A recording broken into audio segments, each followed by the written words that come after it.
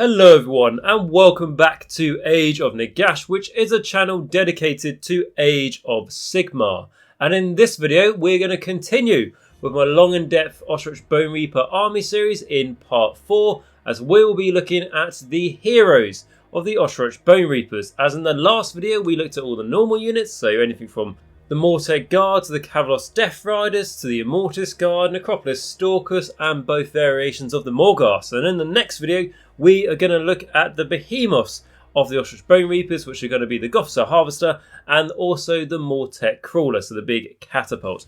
And in this particular video, like I said, in part 4 we will be looking at the heroes. So this is anything from your Mortisan Soulreaper to your Katakros, the Mortarch and the Necropolis himself. So we will be looking at the generic heroes and also the named heroes, which the Ossiarch Bonereapers, I believe they have 8 off the top of my head, so there's quite a few to get through, which is nice. And I'll be talking to you the strengths and weaknesses about each one and why you should include them or maybe not include them into your army to try and help you when it comes to playing, building and collecting your Ossiarch Bonereapers. So this is an army that I am very much in love with myself.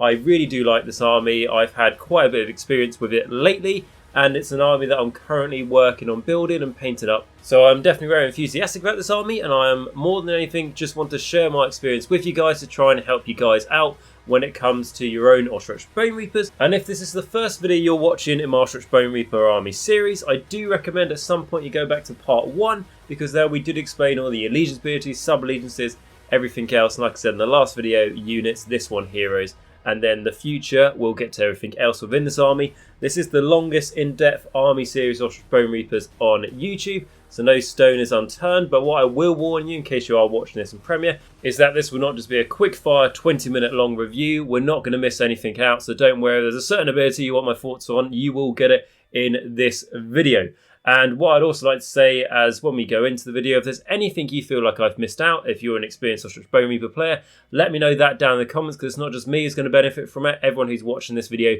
will benefit from your thoughts as well, if it is useful. And also, if you've got any questions about Ossiarch Bonereapers, in particular with heroes, put that in the comments down below and I'll try and help you best I can. Last little thing I just want to say is I have got a why play Ossiarch Bonereaper video out there on YouTube already, so in case you're wondering why should you play the army before you watch the long in-depth series, go check that video out. And I've also done a video on how to start collecting Ossiarch Bonereaper video as well, so feel to check that out. And I've also done a lore video on Ossiarch Bonereapers, so you can check that out as well. The reason why I'm just saying that at the start of this video before we even get onto the heroes yet, just in case you're wondering, is because I often get a lot of people who watch my series halfway through and then they feel like I've missed a few things out, but really I covered that in a previous video. So I'm just sort of saying it now as we're part 4 into this series, so we're pretty much like halfway through. So I just wanted to make sure everyone clear that I have done all the other previous videos like I've already stated. And then what I will say is when we go into reviewing these heroes, we will start with a little summary of the lore of the hero, and then we'll go into the rules. As you know, here on Age of Nagash, I'm a very big supporter and a fan of how I do my videos in terms of, yes, the rules and the match play and the competitive play. It seems to be what most people who play this game focus on, but I personally massively am a fan of the lore, and because of the lore of some of the Warhammer armies, that is enough to make me want to do those armies themselves. So that's why I think it's always important to try and include it when we talk about these units and to try and add some narrative into your game. So last thing I just want to do before we get fully into this video is say a massive shout out to my YouTube members and my patrons, who because of these people I am able to continue making content for you guys to try and help you get into Age of Sigmar and continue your Age of Sigmar journey. And because of these wonderful people, it makes it all possible. So my Vampire Lord and Zombie Dragon is going to be Stuart F. Thank you so much, Stuart, for supporting on that tier. It means the world to me. And then my Morgasts are going to be Filq and Bleed Red. Thank you so much for continuing the very high support you're giving there. And then my vampires, which are Mir, Martin S, Rouse321, David A, Ronni H, Doug P, SpareBear, Christopher H, Northdrop and Nathan F. Thank you so much for your continued support. And then my Necromancers, which is Jacq.l, RadiationRiley, AW77, Dice Sagas, WolfNick, Michal W, Quad, Cranky Wombat, Christopher C, Christopher F, James S, Robin S, Steve T, James T, Patrick F and JJ. Thank you all for your long support you've been giving the channel. And like I said, everyone who enjoys these videos, say a thank you to these guys as well, as they really are the reason how I can justify keeping this up. And if anyone would like to become one of these amazing people, click the join button, or you'll see a link to my Patreon down below at the top of the description. But we can get into all the details of that later because we've rambled on for long enough now. Let's actually get into the heroes of Ossiarch Bonereapers. And the first one we're going to start with is going to be the Soulreaper. It's how I like to do this, as you guys know if you watch these long in-depth army series, is that I like to start with the lowest unit and make your way up to things like Katakros, because otherwise you read Katakros' War Scroll and then everything else just seems to be underwhelming. So we like to slowly build it up. And the Soulreaper is an interesting choice because you compare him a lot to some of the other wizards in the Ossiarch Bonereapers, and you kind of wondering, why would I take the Soulreaper when I could take something a bit better? I will try and give some justifications of how the Soulreaper can be useful within your army. And by the way, he's also called the Mortisan Soulreaper, as he's a Mortisan, so his full title is that in case you are quite new. But anyway, I want to start with his lore, like I already mentioned. Where the Boneshapers create, the Soulreapers destroy. It is the sacred task of this sinister order to cut the spirits from the living, for the Ossiarchs are not given strength by physical remains alone. Just as their fellow Mortisans harness the bones of the dead, the Soulreapers must harness the departed essences of their souls. Though themselves are fashioned from the souls of beings learned in necromantic magic, the Soulreapers are often considered the least of the Mortisans, for they cannot create. At one time they were looked down upon by the Soulmasons and Boneshapers of their arcane organisation. It is said the first of their kind, the Life Witch, Tormar Venturketh, screamed as loud upon his reincarnation as a Soulreaper that the shade glass windows of Nagash's sanction cracked like fractured skulls, and that he had never forgotten this slight. Yet their potency in times of war has earned them a fair reputation. The Soulreaper's magic, focused upon destruction rather than renewal, can tear the spirits from a distant enemy in a howling vortex of Shishian magic. This is then captured within a hollow soul, trapped for later processing. And then talking about the Mortisan Soulreaper on the tabletop. So it is a leader unit and it is going to cost you 120 points, which is actually, taking aside endless spells and battalions, the cheapest thing you can buy for points in an Ossiarch Bonereaper army. 120 points is the cheapest. So you'll find a lot of times when you are building the Ossiarch Bonereaper army list, like I've already mentioned, you'll get to a point where you've got like 110 points left, and that does not cut it. The cheapest unit you have in your army is 120 points, being the Mortisan Soulreaper, so something to bear in mind. And then going on to its War Scroll, so its description, a Mortisan Soulreaper is a single model, armed with a Soulreaper Scythe. It's got a 5-inch move, a 4+ save, a 10 bravery and 5 wounds. Then going on to the melee weapon, the Soulreaper Scythe. It's got a 2-inch range, a 3 attacks, 3 to hit, 3 to wound, -1 rend, 2 damage, which actually, compared to most of the small sort of wizards, I'm just going to call them Mortisans, because that's what they are, with the Ossiarch Bonereapers, that's not really too bad considering he's the cheapest in points. He has got the best melee attack, and I know the Mortisan Soulmason, which we'll get to in a moment, can have like D3 damage on its staff attack. However, a nice flat 2 damage is always going to be better in my personal preference. Then going on to the abilities though, because you know this is a wizard and this is the reason why you're going to take it. See what it's got. It says, if the unmodified hit roll for an attack made with a Soulreaper Scythe is a 6, that attack inflicts 2 mortal wounds on the target and the attack sequence ends. Do not make a wound or save roll. That's nice, so it's like a Calm Wraith in that aspect. And then we've got the Soulreaper, so you can reroll hit rolls for attacks made with a Soulreaper Scythe if the target unit has 5 or more models. So then again, it practically makes it a Calm Wraith, but I think the Calm Wraith hits on 4s anyway, so it's better attacks than that. And then getting on to, like we said, it's a wizard, it's magic. So this model is a wizard. It can attempt to cast 1 spell in your hero phase and attempt to unbind 1 spell in the enemy hero phase. It knows the Arcane Bolt, Mystic Shield and Soul Blast spell. So we know what Arcane Bolt, Mystic Shield does. So the Soul Blast. So Soul Blast's casting value is 7. If successfully cast, you can either roll 1 dice for each enemy unit within 3 inches of the caster, or roll 1 dice for 1 enemy unit within 18 inches of the caster that is visible to them. On a 1, nothing happens. On a 2 to 3, that unit suffers 1 mortal wound. And on a 4, that unit suffers D3 mortal wounds.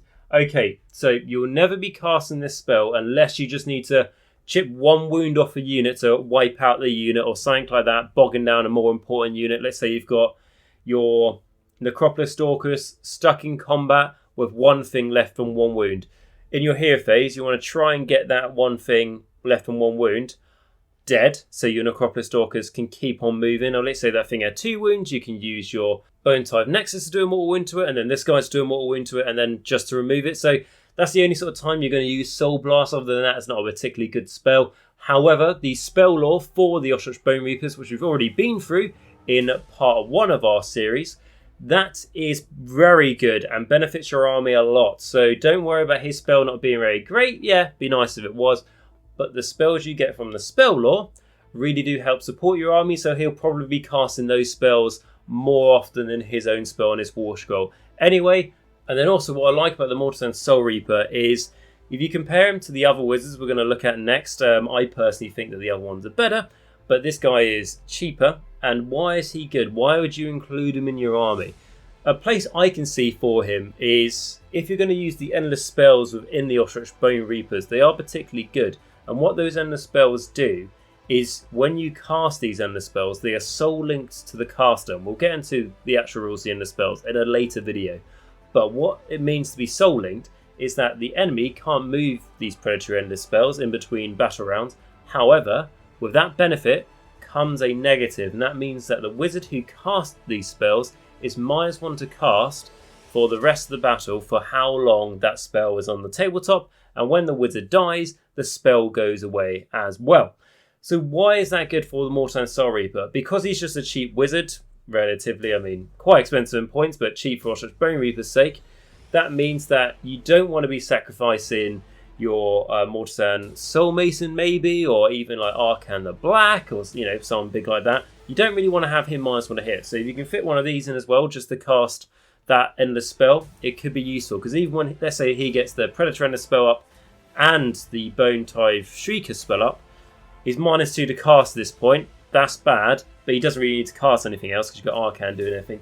If you wanted to go that route, and then it means the enemy's sort of forced to kill a Mortisan Soulreaper when it would rather take out other things in your army. So that is why I can see a place for the Mortisan Soulreaper. I won't lie to you though, I rarely take him, but if I was to use him, that's the role I would use him for. Going on to the keywords, we've got Death, Ossiarch Bonereapers, Mortisan Hero, Wizard, Mortisan Soulreaper. And then we're going to move on to the next one, which is going to be the Mortisan Boneshapers. So, created from the remains of the finest artisans in all Shaiish, each Mortisan considers themselves a craftsman even beyond the Veil of Death. Many hail from Anadrea, the underworld of creative souls, whose paradise is to practice art for its own sake, for the rest of eternity. Nagash has given these once peaceful souls that opportunity, but perhaps not in the way they might have chosen. Instead of making sculptured wonders and structures of peace, instead of celebrating beauty and skill, their talents are bent towards the business of warfare. Each of these masters in the art of ossification can create a new Bonereaper construct in minutes. They do this by stripping the bone of the tithed in great pedin loops, drawing him forth with a series of elaborate gestures. They then use this resource to reconstruct the bone into a more suitable for their intended purpose. Okay, so then the Mortisan Boneshapers on the tabletop. They're going to cost you 130 points and they are a leader. So as you can see, only 10 points more than a Soulreaper. So now you're sort of asking yourself, what are you going to get for that 10 extra points? It's also the same points as a unit of 10 Mortarch Guard. So you can see some like parallels here of how you can compare them to different units, as everything Ossiarch Bonereapers kind of costs the same, which makes comparisons quite nice and easy to do. So then going on with its description. So a Mortisan Boneshaper is a single model armed with ossified talent. It's got a 5-inch move, a 4+ save, Bravery 10 and 5 wounds, so the same will stats we saw for the Soulreaper. Then going on to the melee weapons, the ossified talent, 1-inch range, 2 attacks, freeze the hit, force the wound, no rend and 1 damage. not particularly good. I mean, it's not awful, but you know, best case scenario, maybe you get 1 damage through, really. I remember having a game against a Ironjawz player, and the Ironjawz player had 1 brute in combat with a Mortisan Boneshaper, and he said, should I attack with my brute first? Because there was obviously more interesting combats about, but it was like, I really don't want to lose that brute, because if his brute killed the Mortisan Soulreaper, he got the objective, etc. And I just said to him, to be honest, mate, you might as well go with other stuff, because even at most, I'm only going to do 2 damage with you, despite being Petrified Elite, and give myself that like extra -1 rend and all that sort of thing. So he's not great in combat, but he's a wizard, so we don't expect him to be. But where he is different to a fair few wizards is he has got the Boneshaper ability. So in your hero phase, you can pick 1 friendly Ossiarch Bonereaper unit within 6 inches of this model.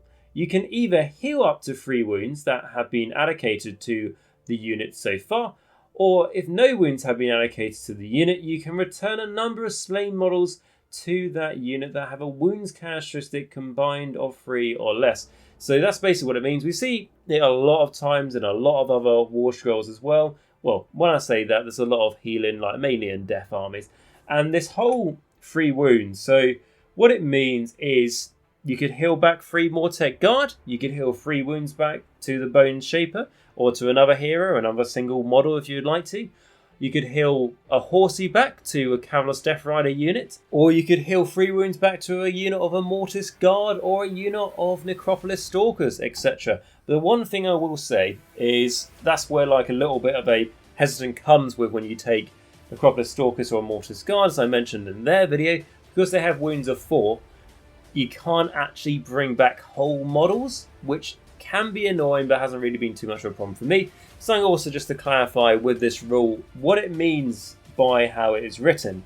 If you have a unit of Kavalos Death Riders, so the horses, and they have 3 wounds each, and let's say you've lost 2 in a unit, and then you have 1 that's taken 2 wounds, right? And you go, right, I can heal 3 wounds back to units, so I'm just going to heal 1 model back. You can't. You have to heal the one that's taken damage, because the only way to bring models back to a unit states that the unit cannot have any wounds allocated to it. Now, this guy doesn't have to be within 6 inches of the model that needs to be healed, as long as within 6 inches of that unit. And it's quite nice for him just to keep himself a bit more survivable. I've had it where, when I've run him, the enemy will target him because they know that his spell's quite good, especially if I run a lot of Death Riders, and his spell, for example, is empowered Nagarite weapons I give him from the lore, so he can make the 6s that explode for your Death Riders or your Mortarch Guard. Now it's 5s, and what the enemy would do is, like, they don't like that spell, let's get rid of that Boneshaper, and then they sort of like pepper him with some wounds because they don't want to focus too much on him, and then he just heals himself back 3 wounds. So it works quite nicely. I don't include him in the list for his healing capabilities, but I think for the extra 10 points, it makes him worth it. Yes, he loses his combat effectiveness, but I don't want this guy in combat anyway, compared to the Soulreaper. And if this guy is drawn into combat and he's only tagged and like there's not too much damage going into him, he'll hopefully be able to recover for it with his healing potential. He's done it for me quite a few times in the past. So then going on to the magic, this model is a wizard. It can attempt to cast 1 spell in your hero phase and attempt to unbind 1 spell in the enemy hero phase. It knows the Arcane Bolt, Mystic Shield and Shard Storm spells. So the Shard Storm, which is his unique one, has a casting value of 5. If successfully cast, pick 1 enemy unit and roll 1 dice for each model from that unit that is within 8 inches of the caster and is visible to them. For each 6, that unit suffers 1 mortal wound. So something just a little bit interesting here is you don't have to be within 8 inches to pick an enemy unit. You just pick an enemy unit, and then to actually do anything has to be within 18 inches, just in case there's any abilities out there that trigger if an enemy unit's targeted by a spell or something. And this spell is very similar to when we looked at the Soulreaper one. Not that it does the same thing, but in just about how useful it is. Soulreaper one is probably better. This is good, obviously, if you happen to have been charged by a block of 60 grots or something and they didn't kill you somehow, and then you go, well, have I got a prize for you? Take all this shard and storm. Yeah, it's not really going to be particularly useful. And again, my point when I was talking about the Soulreaper one, I go, well, just chipping away that 1 mortal wound, doing that to an enemy unit, just chipping away that wound, might actually solve a problem for you, being able to untie one of your units. I get that, but I'm going to just cast Arcane Bolt if I can, because that's just better than this. depending on the unit. Because even if it's a unit of, let's just say a unit of 10, probably average sort of size, boasts 2 mortal wounds. And there's nothing like when we look at the spell for, I think it's called Whispers of Chaos for Slays the Darkness. And that spell was like this. However, I don't think the models had to be within range of you, and you just rolled for a number of dice in that unit. But for each 6, that unit took a mortal wound. And then what that meant is that if any models in that unit died, that unit couldn't move into your next hero phase. It's a great spell.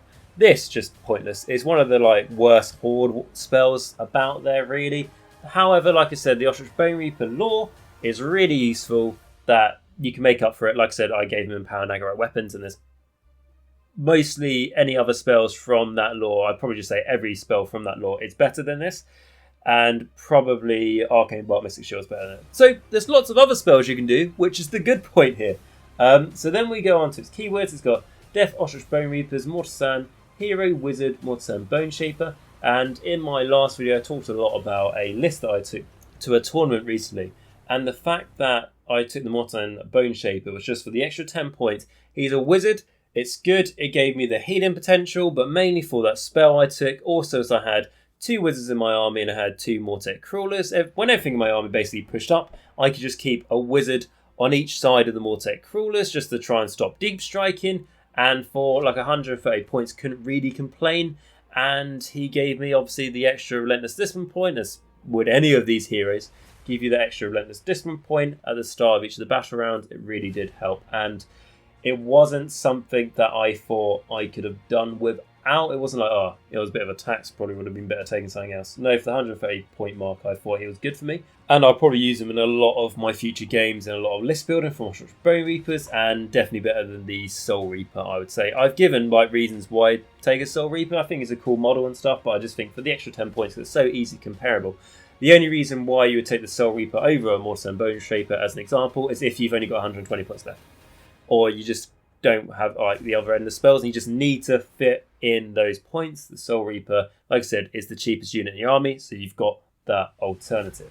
And then going on to the biggest of the Mortisans is going to be the Mortisan Soulmason. So again, starting with the lore, the Mortisan Soulmasons are vital aspects of the Ossiarch war engine. It is they who evaluate and proportion the spirits of the dead, taking them from the arcane vials filled by their Soulreaper brethren, then filtering and combining them into gem-like physicalities and their fellow constructs.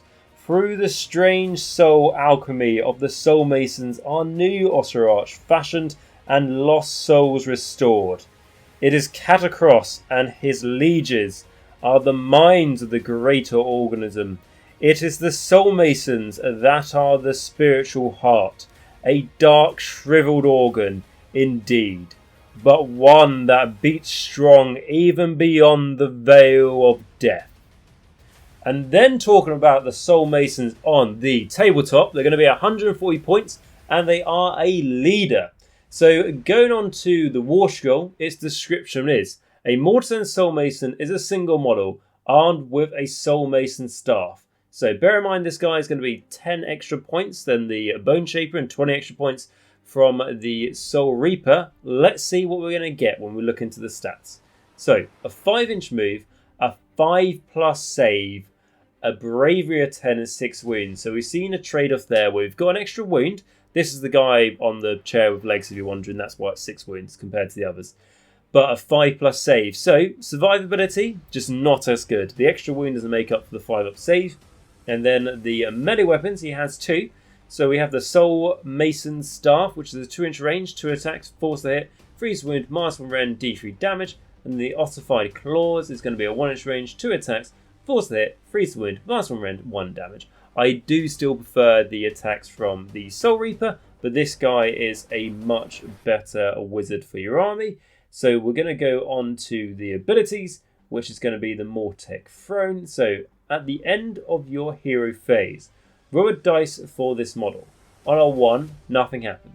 On a 2 to 5, this model can attempt to cast Soul Guide, which is his own spell, even if a casting attempt has already been made for that spell in that phase. On a 6, this model can attempt to cast Soul Guide D3 more times, even if a casting attempt has already been made for that spell in the same phase, which is really good. It's one of those few rules out there that breaks the rules of the game. And it is allowed, so in case a question comes up going, well, the rules of 1, everything else that you can only cast one spell once.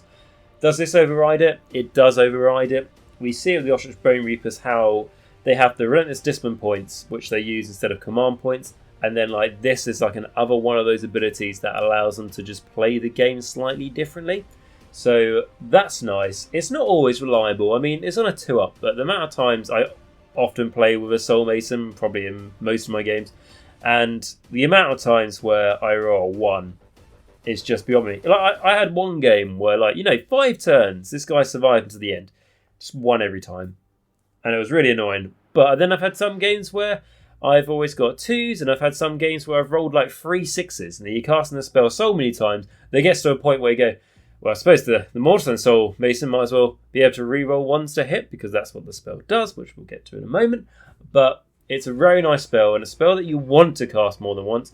Your Ossiarch Bonereaper army, like we've already mentioned, has so many ways to get you to hitting on 2s with pretty much most weapons, that the only clink in the armour is going to be reroll and hit rolls of 1. Because remember, you don't have all-out attack, and you don't have body fire, because those 2 command abilities are linked to armies that don't use Relentless Discipline points. So rerolling 1s to hit, this is like your only way to get it, which makes a huge difference, and that's why I always have 1 Mortisan Soulmason in my army. I've once even played with 3 of them, because their spell is really useful, and they're only 140 points, which is really good, because when we go into the next bit now, this model is a wizard. It can attempt to cast 2 spells in your hero phase, and attempt to unbind 2 spells in the enemy hero phase. It knows the Arcane Bolt, Mystic Shield, and Soul Guide spells. So that's why it becomes really good. For 140 points, a 2-cast wizard. Most armies don't have a wizard that can cast 2 spells for 140 points or less. And if they do, it's bloody good. Like I said, 5-up save, not the most survivable, but 6 wounds. I did also, when I've been playing with this guy lately, be running it in the Petra Elite. So in combat, at least he's rerolling 1s to save. That doesn't always keep him alive. But you've got a Boneshaper nearby. Obviously, there's ways there. You're taking Arkhan The Black as well. You can heal 3 wounds. So there are ways to try and make this guy more survivable. Keep him in things like terrain and scenery. If you can, make sure it's based wholly within the terrain. So that means that he'll get the extra 1-up to his save. So that'll make him a 4-up save with 6 wounds. Makes him a lot more survivable. And the fact that he can cast 2 spells is great. Because bear in mind, on a 2-up, at the end of your hero phase, he can cast that Soul Guide spell again. So now that means that he could cast 3 spells a turn, which for 140 points is really good. And bear in mind, the Ossiarch Bonereapers lore for their spells is so good as well, that this guy's always going to be casting 2 spells, at least. So it's really, really useful. And then let's go into the Soul Guide spell as it keeps coming up. So Soul Guide is cast on phase 6. Is successfully cast. Pick 1 friendly Ossiarch Bonereaper unit wholly within 24 inches of the caster that is visible to them. You can reroll hit rolls of 1 for attacks made by that unit until your next hero phase. That's nice, because wholly within 24, bear in mind it's holy, but that's a huge range, which means you kind of want to have this guy centered in the middle if you only have 1. But then again, like I said, I had 2 wizards in my army, which I had 1 on each side of my 2 catapults to make sure that the enemy can try and deep strike behind me and stuff like that. But this guy really just kind of having set up where you want to get that reroll 1s to hit. Like, for example, in my army, where I had a unit of 10 Kavalos Death Riders and I had a unit of 6 Necropolis Stalkers, I wanted the Soulmason near Necropolis Stalkers because that could give them the reroll 1s to hit. But you might be wondering, well, why didn't I want it near the Death Riders? I mean, if it was near the Death Riders, it's a bonus. But because the Boneshaper spell, being the Empower and Aggro weapons, only buffed those Kavalos Death Riders and not Necropolis Stalkers, so it made deploying easy because I knew how I wanted to set up in pretty much every game. So yeah, it's a good spell, it's a good range. The fact that you can just cast it again is fantastic. You take Arkhan The Black as well, use his command ability, it's exactly the same as how I remembered. It gives you that extra 6 inch to range, so now it's wholly within 30 inches. And we'll find out if I'm wrong about that in a moment, but I'm pretty sure I'm right. So yeah, the Mortisan Soulmason, its keywords have got Death, Ossiarch Bonereapers, Mortisan, Hero, Wizard, Mortisan Soulmason, is the best wizard in the Ossiarch Bonereaper army that is not a named character. That's what I'm going to say of it. The Mortisan Soulmason, it's great really for 140 points because it's only like 20 points more than the Soulreaper. You're casting at least one more spell extra, maybe 2 more spells. And the fact that he can just be there and be so much more supportive for your army makes it so much worth it. And that's why I'd say definitely take him. At least one, to be honest. Well, I was going to say like you can take multiple. Most of my lists these days are only one. But I have taken multiples before and they have done me well. And for the Boneshaper, like I said, I used them to play a different role. So to be honest, if I had enough points for a Mortisan Soulmason, I probably would have had one instead of the Boneshaper, but I was playing on 2,000 points. And that's something, like I said, you'll find with this army that you're always going to be struggling when it comes to calculating the points right to make sure you've got a nice rounded list. Okay, so with that is all the wizards for your army done that aren't named characters. And the next one we're going to look at is actually going to be a named character, and it's going to be Vokmortian, the Master of the Bone Type. So what I will say is I have actually done a lore video on Vokmortian himself, and I have actually done a lore video on Zantos, and I've actually done a video on Katakros. So what that means is those 3 extra videos I've done, they're just lore videos, but in case you're wondering why I'm just doing a quick summary of the lore on such big important characters, you can go check out those lore videos if you'd like to, a part of the Ossiarch Bonereaper series. So, going on with Vokmortian, he is both Envoy and Overseer, Statesman and Conqueror. It is his duty to orchestrate the Bone Tithe, the gathering of raw materials from which new Ossiarch armies are fashioned. Many nations' first contact with the Bonereapers is a parley with this hideous revenant. A day they will curse across the generations forevermore. So then looking at him on the tabletop, now I'm not going to lie to you, he's the worst unit in this whole army, but let's get him done and let's talk about why he's the worst unit in the whole army. So he's a leader, he's unique, so no command trait and artifact, and like we've already mentioned, Ossiarch Bonereapers is an army that you want to be going with a sub-allegiance, so you're forced to take a command trait and artifact, and the fact that you can't give it to him is a problem. And he's also 180 points, which is another problem. Like I said, a lot of things in this army are around the 130 point mark, or more things are around the 200 point mark. So this guy is the same as 5 Kavalos Death Riders, or a unit of Necropolis Stalkers, or a Mortis Guard. Nearly the same points as a Liege Kavalos, a Catapult, a Harvester, etc, etc. So what does he do? Let's have a look at his description. Vokmortian, Master of the Bone Tithe, is a named character. As a single model, he is armed with the Staff of Retribution and the Gaze of Death. So he's got a 5-inch move, a 5+ save, a bravery 10 and 6 wounds. So again, basically the same as what we had for the Mortisan Soulmason. Going on to his missile weapons, he's got the Gaze of Death, which is a 12-inch range, 1 attack, freeze the hit, wounds on 2s, -1 rend, D3 damage. I mean, it's not a bad shooting attack, but there's something called the Gaze of Death. You know, it's kind of disappointing. And then going on to the melee weapons, we've got the Staff of Retribution, which is a 2-inch range, 2 attacks, freeze the hit, freeze the wound, -1 rend, D3 damage. So what I'm seeing here is a pretty damn good standard wizard attacks. Like, you know, basically 2 attacks with the staff instead of 1, and it's hitting on 3s instead of hitting on 4s. And then it's got for a small character, an alright shooting attack, like a pretty decent one for that. And then going on to the abilities, we have got the Contract of Nagash. So, at the start of the combat phase, roll a dice, and on a 5+, you can pick one enemy unit model within 3 inches of Vokmortian, and that enemy model cannot attack Vokmortian in the same combat phase. Right, okay. Only useful for keeping Vokmortian alive, and you need a roll of 5 up, so it's not even a 50-50. And the enemy could just maybe attack something else, unless they're only in combat with Vokmortian. With his 5-inch move, I don't think you'll be the judge of if that's the case. And then going on to his Grim Warnings. So, subtract 1 from the bravery characteristics of enemy units while they are within 12 inches of this model. And subtract 1 from unbinding rolls for wizards attempting to unbind a spell cast by this model if the enemy general is slain within 3 inches of this model for the rest of the battle. Subtract 2 from the bravery and subtract 2 from the casting instead of the subtraction of 1 for whatever those things are relevant for. So the problem we have there is the range isn't bad, like, you know, it's all right, but this, like, subtraction from the spell is only useful for Vokmortian, so you're not using him to support Arkhan The Black or anything like that. And the bravery debuff, you know, it's alright to be fair, because to be fair, there's many ways to stack minuses to bravery in this army. Unfortunately, just at the moment, Battle Shock is not really too much of a big thing because there's so many ways for people to get around it. And hopefully in Age of Sigmar 3rd edition that changes. And if that does change and Battle Shock becomes a huge thing, then that's obviously going to be a better ability. But it's pretty bad considering this guy's 180 points. That's one of like the big like ties. Oh, take this guy, I can do all this. We're going on to magic. Vokmortian is a wizard. He can attempt to cast 2 spells in your hero phase and attempt to unbind 2 spells in the enemy hero phase. He knows the Arcane Bolt, Mystic Shield and Mortal Touch spells. Let's look at the Mortal Touch. So, has a casting value of 8. If successfully cast, pick one enemy model within 1 inch of this caster and that is visible to him and roll a dice on a 5-up. That model is slain. The range of this spell cannot be modified. Right.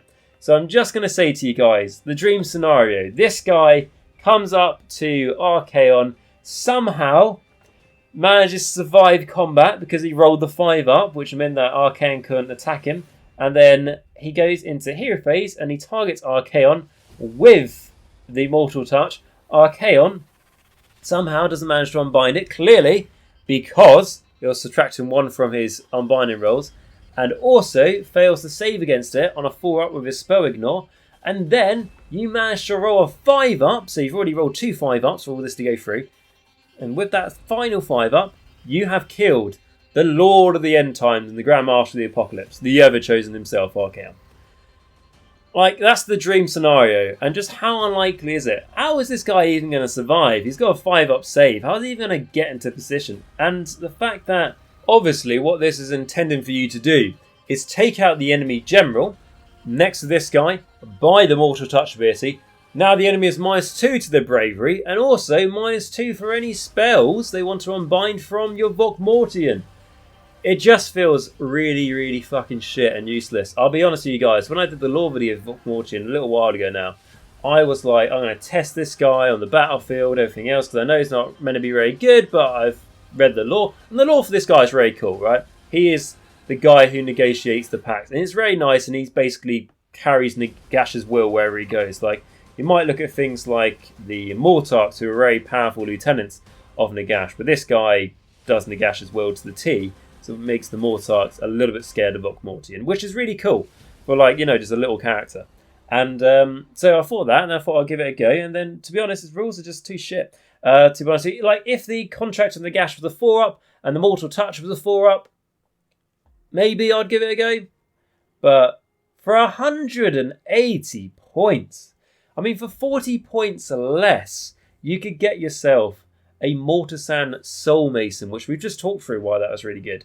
So yeah, I'm not really going to talk about this guy anymore. I'm just going to say don't include him. It's a shame really because he was in the Feast of Bones box set, what a lot of people would have bought to get into Ossiarch Bonereapers, and it's just not useful. Like to the point where I've got 2 Vokmortians and I'm just going to convert the other one into, I don't know, another Boneshaper or something, just because it's just not useful, or a Necromancer maybe. Like it, yeah. Not a good unit at all, which is a shame because he's cool in the lore. What I will say is, if he maybe came down in points, but he needs to come down a long way. Like, he would need to be made 140 points to make me think about it, but probably, to be honest, like 120 or 130.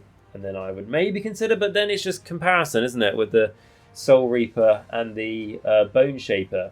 I would say, like, make him, like, 140 points, and then he can make things interesting, but I'd probably still take a Soulmason, make him 130 points, and then I'd have considerations, probably. But yeah, if anyone's taken the Vokmortian Master of the Bone type and had success, let me know that as well, because that would be great to hear. But so he's got the Death Ossiarch Bonereapers, Mortisan Praetorians, and Hero, Wizard, and Vokmortian keywords. So then going on to something a bit cooler, it's going to be the Liege Kavalos, which features in most Ossiarch Bonereaper army lists, and for very good reasons. But firstly, let's look at his lore. Thundering into the enemy ranks atop a massive built Kavalos steed. The Liege Kavalos is a warrior monarch whose blade strikes down the living every new day. Each composed soul and used in the creation of these Ossiarch heroes inspired loyalty and devotion in the masses of followers in life. In death, the liege's command over their subordinates is total and absolute.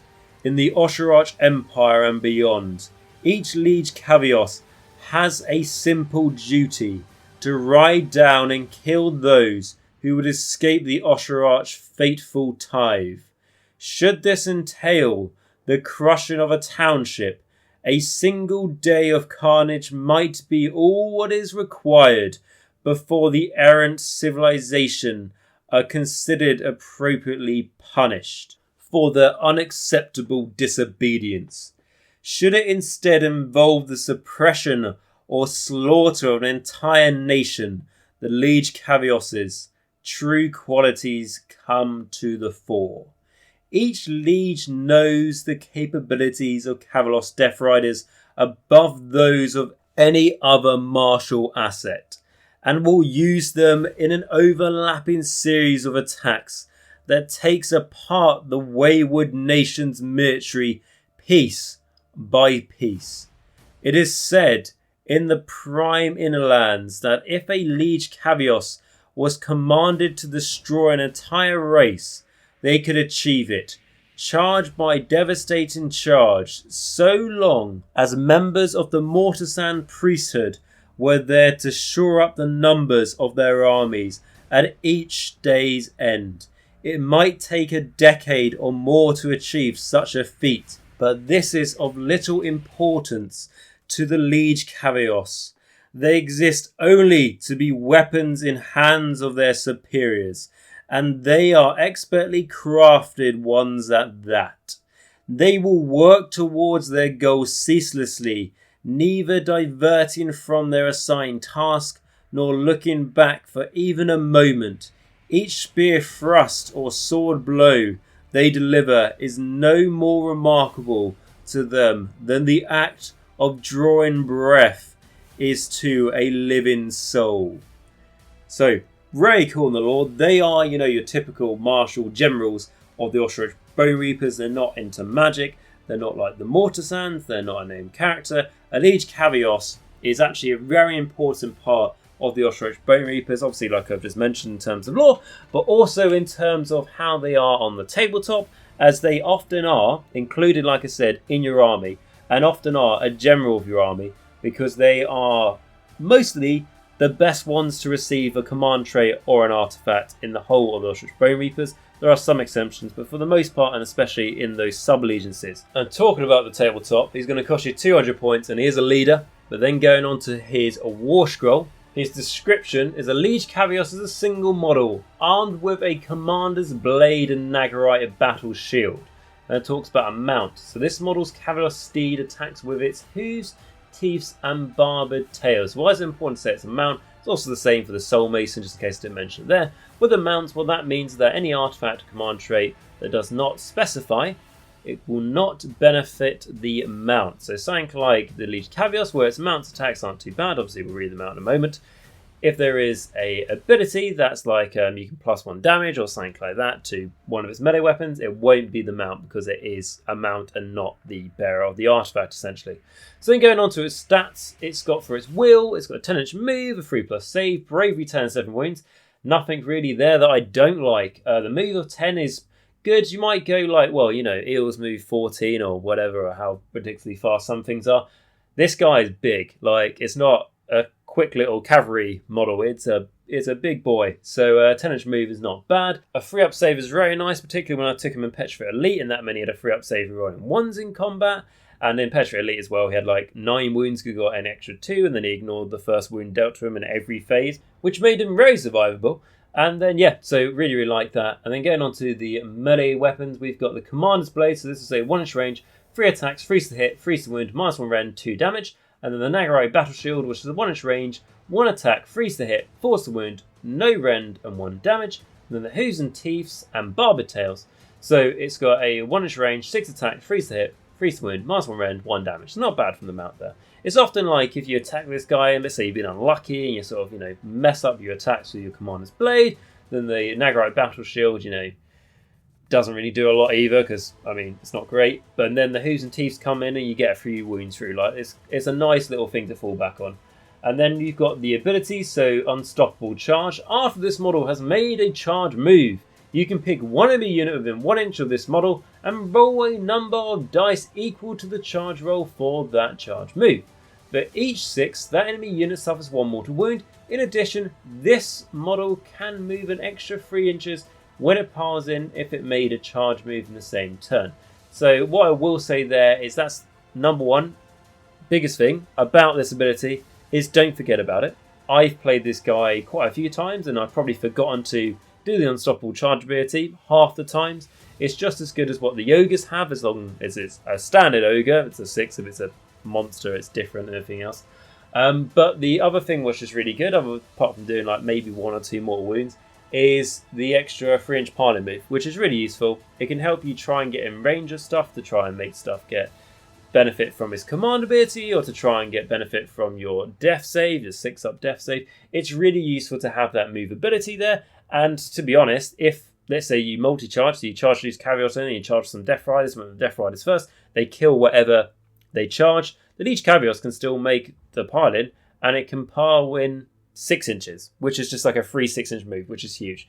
And then going on to the commander's ability is Endless Duty. So you can use command ability in your shooting phase or in any combat phase. If you do so, pick one friendly Ossiarch Bonereaper unit that is wholly within 12 inches of a model with this command ability and add 1 to the attack characteristics of weapons used by that unit in that phase. You cannot pick the same unit to benefit from this command ability more than once per phase. What does that mean? Let's say you've got 3 relentless discipline points. If you've got a unit of 10 Kavalos Death Riders, you can't just spend 3 discipline points and give them 3 extra attacks for all of them. Like, that's not going to work. But let's just use the Kavalos Death Riders as I mentioned it. Because it's for all their melee weapons, so that means their mounts benefit from it. So now their mounts are normally 2 attacks, now 3 attacks, and their blades is how I often take the Kavalos Death Riders, because the spears have done nothing for me, and I think they're pretty useless. Now that means that you have got 4 attacks with those swords. I've even had it when I've just attacked with 2 Death Riders or something, and like say one of them's the leader, and I go, you know, that's 9 attacks from 2 models, you know, just from the blade. It's not bad. So yeah, it's a very good command ability. Obviously, it works really well on what people mostly take. You know, Mortech Guard works wonders for them because now there's so many of them in a unit. Let's say you've even got 20 in a unit. Let's just say 20 are probably all going to be in range of the enemy to attack. That's normally 40 attacks each. Now it's 60. And obviously there's many more ways in the Ossiarch Bonereaper army to try and improve your attacks as well, and your to hit in, etc. Which is basically not your wounding unless you get to Zantos, which we'll move on to in a moment. But you can see where this is useful. How I often took him in my army is when I slowly moved up the board. Basically, I move my screens up. I keep my important units behind the screen so they can counter-charge whatever the screens get charged by. So basically, I'm not a how I was running my list in that tournament. It wasn't like an alpha charge army, but it was like a charge turn 2 or 3 army. So what that meant is I could slowly move everything up. My Liege Kavalos could stay in range of my Mortech Crawlers to now make them have an extra attack each. So they go from being able to shoot 6 attacks in total, because I had 2 of them, to now they're shooting 8 attacks in total. Obviously 2 different units and everything else, but 2 discipline points spent, but still very useful, and meant that I was making the most of it being used in the shooting phase and being used in the combat phase. So I'm a massive fan of the Endless Duty. Oftenly, a lot of the time, I'm using my Liege Kavalos to make sure it's wholly within 12 inches of my big units to make sure that they get the death save. So they'll also be wholly within 12 inches of him to benefit from this ability as well. So you can just see how long I've been talking about it, how much of a fan I am of it. And this guy is 20 points more than your Vokmortian. See how much more this guy has to your army. It just goes without saying, really, and that's why like it's hard to include Vokmortian in a list, for example, because you have things like this, and you go through your points really quickly in Ossiarch Bonereapers.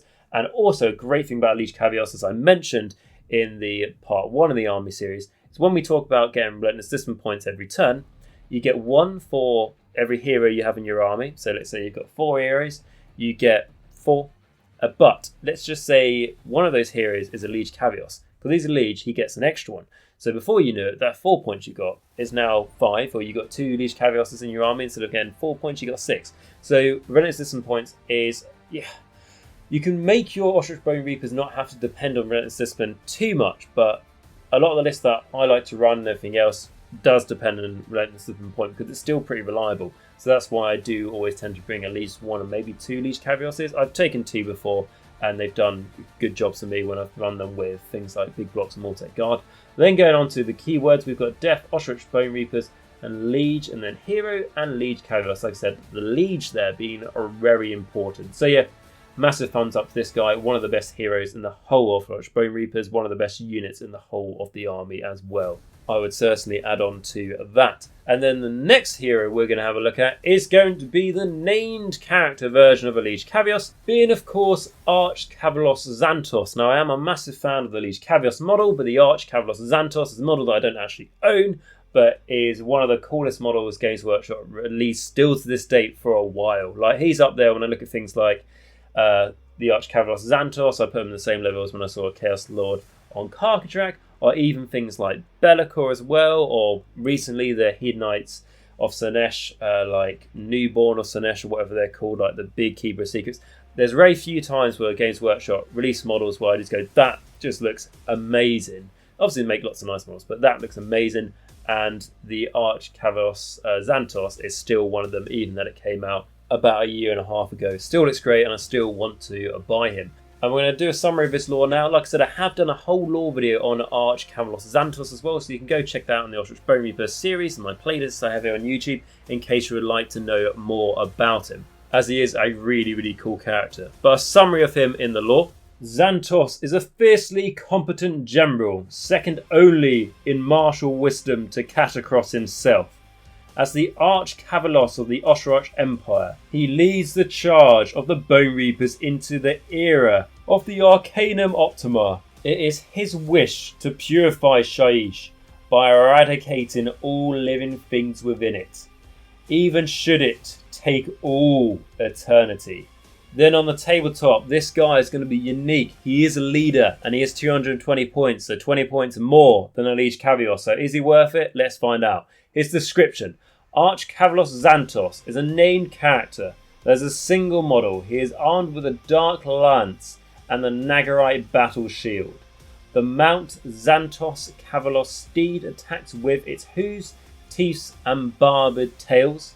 Then going on to his will stat, he's got a move of 12 inches, he's got a 3+ save, bravery 10 and 7 wounds. So like I said, there's a 20-point price increase for this guy, but already we're seeing an extra 2 inch on his movement, which does make a difference. Bear in mind that this is Ossiarch Bonereapers, so you can just give yourself an extra 3-inch move for your Relentless Flipping Point. So now this guy can be moving 15 inches opposed to the 13 inches what a normal Liege Kavalos is moving.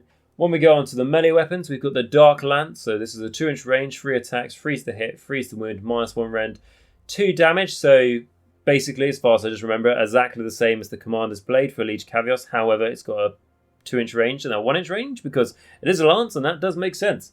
Then going on to the Nagarite Battle Shield, is a 1-inch range, 1 attack, freeze and falls, no rend, 1 damage, the same as the Liege Kavalos. And then the hooves and teeth and barbed tails from the Mount, which is 1-inch range, 6 attacks, freeze the hit, freeze the wound, -1 rend, 1 damage. So it may look all practically the same as the other one, but there is a bit of a difference when we go on to the abilities. So the Dark Lance.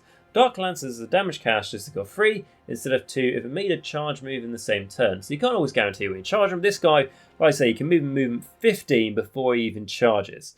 So he will probably be able to dictate where he wants to get in and fight. He has got quite a big base, is the only problem, but it's not really too much of a problem. And the damage 3 is nice. Otherwise, if you didn't have this ability, it would just feel like, you know, in terms of like combat output, he's meant to be the best of Liege Kavalos is.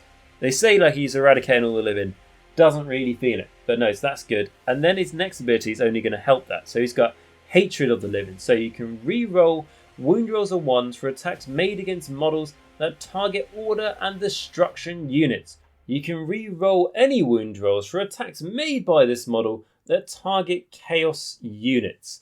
So again, I mean, typically you'll take him and you'll go against an army and it's another bloody death army. You don't benefit from it. But aside all that negative thoughts, let's just say 3/4 of the army's out there. We know that's not fairly representative, but what we do know is that death and destruction are the 2 least represented armies. Probably death being a bit more represented. Maybe, to be honest, they're probably about even. And then you've got Order and Chaos, Order being the top, but both those armies being the most represented.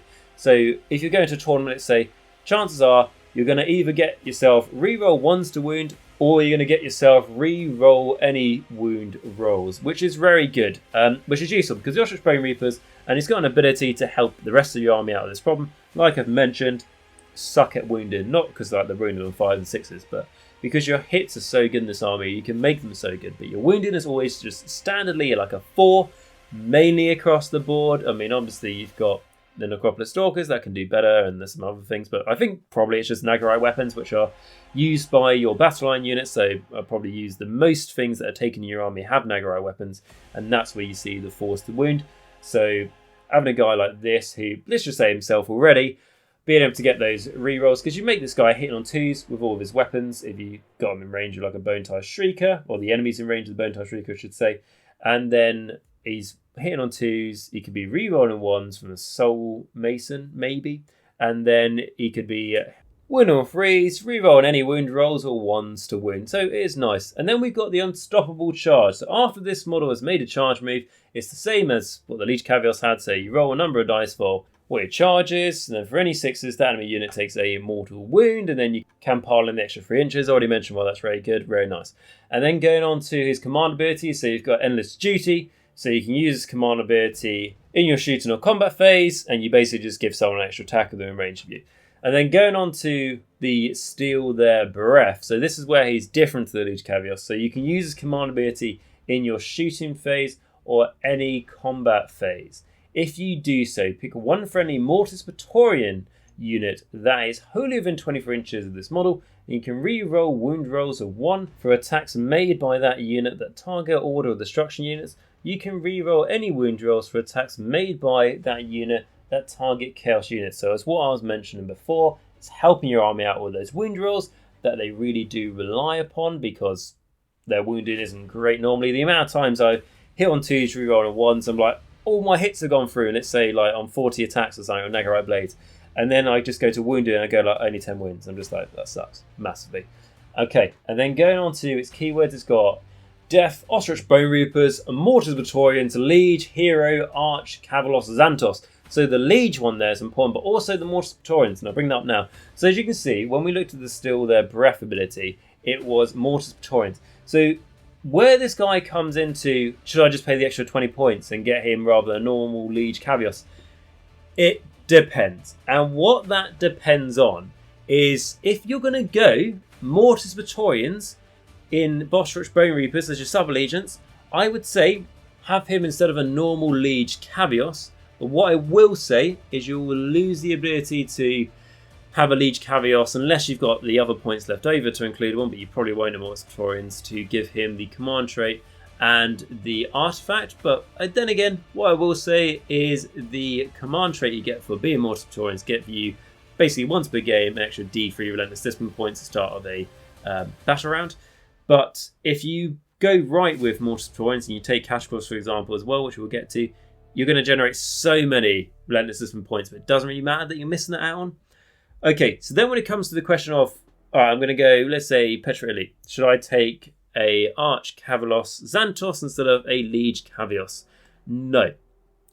Take a Liege Kavalos because Arch-Kavalos Zantos is mainly only useful in Mortisan Bonereapers. And I say mainly there, I'm just going to say he's only useful in Mortisan Bonereapers. And I don't mean like he's basically shit and don't take him, but I just mean like there's still their breath ability. If you're not going Mortisan Bonereapers, you're not really going to benefit from it. And you're paying an extra 20 points to this guy, and a large part of that 20 points is because of that still their breath ability. It's so useful that really it's not going to be worth it. You won't be able to take the generic artifact command trait you get from that sub-allegiance anyway. So I wouldn't say that the Arch-Kavalos Zantos is not worth it, but Mortisan Bonereapers certainly. Also, like we said, the reroll and wound rolls is really useful for your combat, but don't forget, you know, your catapults. You can make them hit on 2s, rerolling 1s, and now before you know it, they're also rerolling like 1s to wound or any of your wound rolls. So they can be really, really useful in your Mortisan Bonereapers, and there are ways to even benefit your catapults more Mortisan Bonereapers. So if you want to be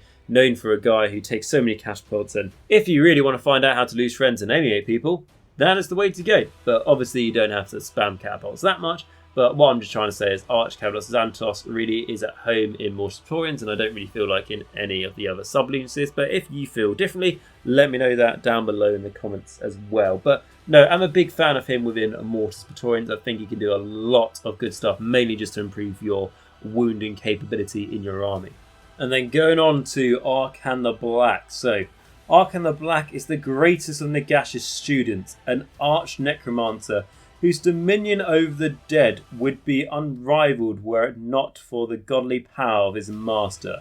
He serves with unflinching loyalty, performing those tasks that the Supreme Lord of the Undead would entrust to no other. And again, if you want to find out more lore on Arkhan The Black, go check out my lore video for him. And then talking about him on the table, he is going to cost you 360 points. He is also a leader, and he is unique, of course. And then looking at his war scroll, his description: Arkhan The Black is a named character. There's a single model. He is armed with a Zetfa and Kanash. And again, apologies for the mispronunciations, don't care too much. And then going on to the amount thing, it says Arkhan The Black's Dread Abyssal is Razarak, and he attacks with its Ebon Claws. And then going on to the companion, it says Arkhan The Black is accompanied by a host of spirits that attack with their spectral claws and daggers. For rules purposes, they are treated in the same manner as a mount. So basically, they won't benefit from anything that specifically targets the user and not the mount itself. To be honest, it's a bit of a weird one because usually that would only benefit things like command traits and artifact, which being a named character, he cannot take. So then going on to his will stats, he's got a 16-inch move and can fly. And again, the 16-inch move will go down, but 16-inch movement is really, really fast, especially when you can give him the +3 movement from being Ossiarch Bonereapers. Then if you were static lords, for example, you can run and charge. So before you know it, this guy's moving like on average 22 inches and then he's charging. So it just shows if you're doing like some late game objective grabbing or something like that, can be very useful. And then he has a 4-up save, a bravery 10 and 11 wounds, which unfortunately is where the problem is, because he's got a 4-up save and 11 wounds, which is the problem what all the Mortarchs have, which means they're not very survivable and they're very expensive in points. They're not like 600 or whatever points, but they are expensive for how long they can stick around on the table, because 11 wounds and 4-up save, he can die very quickly. So I've even taken a unit of 3 Immortus Guard of him or something just to try and keep him alive, but then you invest in more points in that. But anyway, on to the rest of it. So we've got the melee weapon, so Z for car. So we've got a 1-inch range, 1 attack, freeze to hit, freeze to wound, -1 rend, D3 damage. The Kanash and no idea. 2-inch range, 1 attack, force to hit, freeze to wound, -1 rend, D3 damage. And then the Ebon Claws, which is a 1-inch range, starts with 6 attacks, force to hit, freeze to wound, -2 rend, 2 damage. That's what the damage comes in with this guy. And then we've got the Special Claws, which is a 1-inch range, 6 attacks, 5 to hit, force to wound, no rend and 1 damage. But I'll just say now as well, there will be an ability being a ghost, which basically means any 6s those Special Claws daggers get are mortal wound instead of normal damage. And that kind of makes Arkhan in a bit of a difficult situation where you go, well, he can do a bit of damage, you know. He's got 6 attacks that do 2 damage each and everything else, and he's got a few D3 damage here and there. Do I put him into combat or not? No, do not put him into combat unless you have no other option to try and win the game, because Arkhan The Black will die very quickly, and that's coming from experience. That was even when I ran Arkhan back when Petrified Elite was broken, and I gave him a +1 save, and the 3-up save still wasn't good enough. I personally feel like the Mortarchs need to have more wounds or a 3-up save, like just to try and help them out. Ideally 12 wounds and 3-up save, and maybe we'll see a bit of a change of that when Soulblight Gravelord comes out for Manfred von Carstein and Neferata, the Mortarch of Blood. But with Arkhan, don't bring him into combat, keep him outside of combat. Because he's got healing capabilities we will go into, he has got ways to try and keep himself alive. Just don't get him into combat unless it's, like I said, end game, taking a back objective, something like that. He can easily wipe out what's on it. Because if you've got an enemy unit's got, I don't know, what, 5 models, one wound, something like that, really pathetic. Or even 10 models in a unit with a 5-up save and 1 wound. And there's Battle Shock, remember, being involved. Arkhan could probably go over there and kill them and take the objective. That's the sort of thing he's used for. I've even tried to just tag him on the end of enemy units to do some damage, and he still dies. So just be really careful of him is what I'm trying to say, because he's a huge buff piece of your army, and to a point where I don't do it now, but I used to be in a bit of a state where I didn't build a Ossiarch Bonereaper army list without including Arkhan The Black. Number one, because I own the model and I think he's awesome. But also because I just felt he brought so much to the team. Now I am trying a lot more different things about Arkhan The Black, but I thought he was that good that I always kind of considered him and almost ought to include in the army. So going on with the rest of his abilities, or just all of his abilities now, so we've got Feast Your Soul. So at the end of the combat phase, if any enemy models were slain by wounds inflicted by this model's attacks in the combat phase, you can heal up to 2 wounds allocated to this model. So that sounds really good, it is, but trust me, he still dies very quickly. But what this means is if he's, we're talking late game, and he's already taken a couple wounds, and he's forced to get into combat, and he kills something, he can heal 2 wounds there by killing something, and then he can heal 3 in his hero phase with his own ability, which we'll get to in a moment. And then we've got Frightful Touch, which, like I was saying, is just when this ghost gets 6 to hit, it's more than dead, basically. And then we've got Staff of the Spirits. So add the Staff of the Spirits value shown on the model's damage table to the casting and dispelling and unbinding rolls for this model. In addition, this model can attempt to cast Arcane Bolt and Mystic Shield any number of times in the same hero phase, even if another wizard has already attempted to cast the spell in that phase. So then we've got the Staff of the Spirits, which means you get +2 to cast and +2 to unbind. Again, it gets worse the more damage he takes. Bear in mind, he's only got 11 wounds, so it doesn't take long for him to go down. And the spam of Arcane Bolt is really useful, and particularly when we get to Nagash at the end of the video. But even with him, it can be useful because you can cast Arcane Bolt 4 times in his arm, because this guy can cast 3 spells. So it could be useful if you just want to try and get rid of basically a enemy unit that's bogging you down, that's keeping, like I said, like a big killer unit if you're stuck in combat. You want to be able to make it move on and attack something else. You could use it as a way of that, but otherwise I think there are probably much better spells to use Arkhan The Black for. He is the Mortarch of Sacrament, which means at the start of your hero phase, if this model is on the battlefield, you can pick up to 4 different friendly summonable units or friendly Ossiarch Bonereaper units in any combination that are wholly within 24 inches of this model. For each of those units, you can either heal up to 3 wounds allocated to that unit, or if no wounds are allocated to it, you can return a number of slain models to that unit with a combined wounds characteristic of 3 or less. So basically a big version of what we saw from the Boneshaper. You may be wondering, what does it mean by summonable? Now that just means because this guy, Arkhan The Black, is also in Leaders of Nagash, where there are some summonable units, but again, subject to change when Soulmason Gravelord comes out. So what that means is nothing, really, for your Ossiarch Bonereapers, just in case you're wondering, oh, what's summonable my army? Nothing. But Ossiarch Bonereapers is all you need, and useful. It means you can use them to keep himself alive. Again, it doesn't mean that you can heal 12 wounds to something. You can have to pick a different unit, unless you've got someone else with this ability, like if you've got Katakros or Nagash or something, then you can start healing loads of wounds, and there's even like a combo some people are doing with Katakros and Nagash to make them never die, which really does not sound like fun to play against, or to be honest, really play with. So then going on to the magic, it says Arkhan The Black is a wizard. He can attempt to cast 3 spells in your hero phase and attempt to unbind 3 spells in the enemy hero phase. He knows the Arcane Bolt, Mystic Shield and Curse of Years spells. And then going on to Curse of Years, which was amazing. It could auto delete things, can't anymore. But Curse of Years is a casting value of 6. It successfully casts, pick 1 enemy unit within 18 inches of the caster that is visible to them, and roll 10 dice. For each 6, that unit suffers 1 mortal wound, and you can roll an extra dice. For each 5+ on these extra dice, that target unit suffers 1 mortal wound, and you can roll an other dice. Now, for each 4+, that unit suffers 1 mortal wound. You can roll another dice, keep rolling in the same way, inflicting mortal wounds and reducing the roll needed to cause them by 1 each time, until either no wounds are allocated or the target unit is destroyed. A roll of a 1 always fails to inflict a mortal wound. So it used to be a roll of a 1 didn't fail and you could just auto delete things. Which, to be honest, I know some people may have had a bad experience against it, but I really like that, being someone who played with Arkhan. But I can tell you, I went to a 5-game tournament at Warhammer World, and 5 games, let's say I probably try to cast this every hero phase, and making sure things are in range. Probably 4 hero phases a game, so we're talking, 5 games, so 5 times 4, so 20 games, Try to cast it. How many times did I auto-delete an enemy unit? I think once or twice out of 20 times. So I really don't think it was a problem. I think personally some people had some bad experience about it and complained. And I just felt it was so hard to try and get it down to a 1. It was just a massive reward, basically.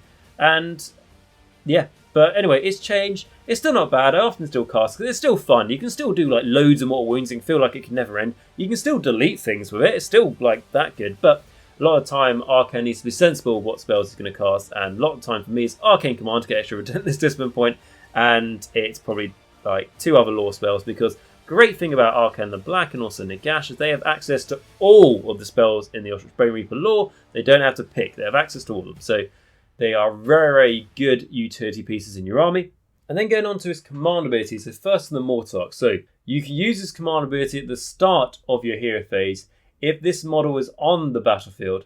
If you do so until the end of that phase, you can add 6 inches to the range of any spells cast by friendly death wizards while they are within 18 inches of this model. You can pick the same unit to benefit from this command ability more than once per phase. So yeah, that's great. Because really useful for your ranges and your spells that are, like I said, wholly within 24 inches, like that Soulmason spell. Now it's wholly within 30 if he's within range of Arkhan, obviously when he triggers his ability. When you use Arkhan in Legions of Nagash, command points are so valuable that you just don't really have a command point for this unless you really, really need it. Whereas here, because you've got so many Relentless Discipline points, it's like, yep, sure, just spend that if you need it, and you're much more likely to do it. There's a lot of spells Arkhan has that are a range of 18, now suddenly 24, which makes a big difference. Or if you've got any spells that are 24 inches that can affect the enemy, now it'll be 30, and that means that you can do it on your first turn. If the enemy, 24 inches away, etc., it's very useful. It's not, the best command ability, but for what Arkhan is, I like it. He's casting 3 spells a turn. And then he's got keywords Death, Skeleton, Death Lord, Monster, Hero, Wizard, Mortarch, and Arkhan. So to summarise Arkhan, he's very easy to kill if you put him in combat or you're not careful, or the enemy's got a lot of shooting because you're not getting Lookout Sir. He's not going to get a cover save, like an extra +1 to his save if he's in cover because he's a monster. But he adds a lot of value to your army, but he is a expensive point sink at 360 points. I think a problem I have with Arkhan the Black is if he was a Liege and he gave you that extra Relentless Discipline point every turn, he just adds that bit more, and then you go, okay, I can take him. But for nearly the price of 2 Liege Kavalos, which would give you 4 times a more Relentless Discipline point than Arkhan the Black, it makes it a bit hard.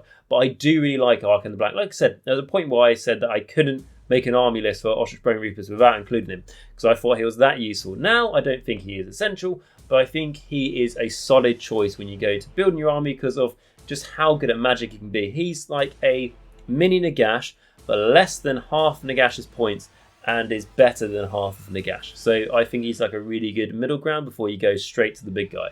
But before we get straight to that big guy, we're going to go to another big guy, and this is going to be Katakros, the Mortarch of the Necropolis.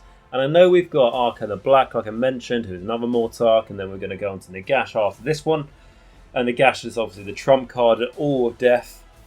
Katakros is the symbol of the Bonereapers specifically. So again, I've done a full lore video on him, which you can go check out separately, but just as a quick summary of his lore.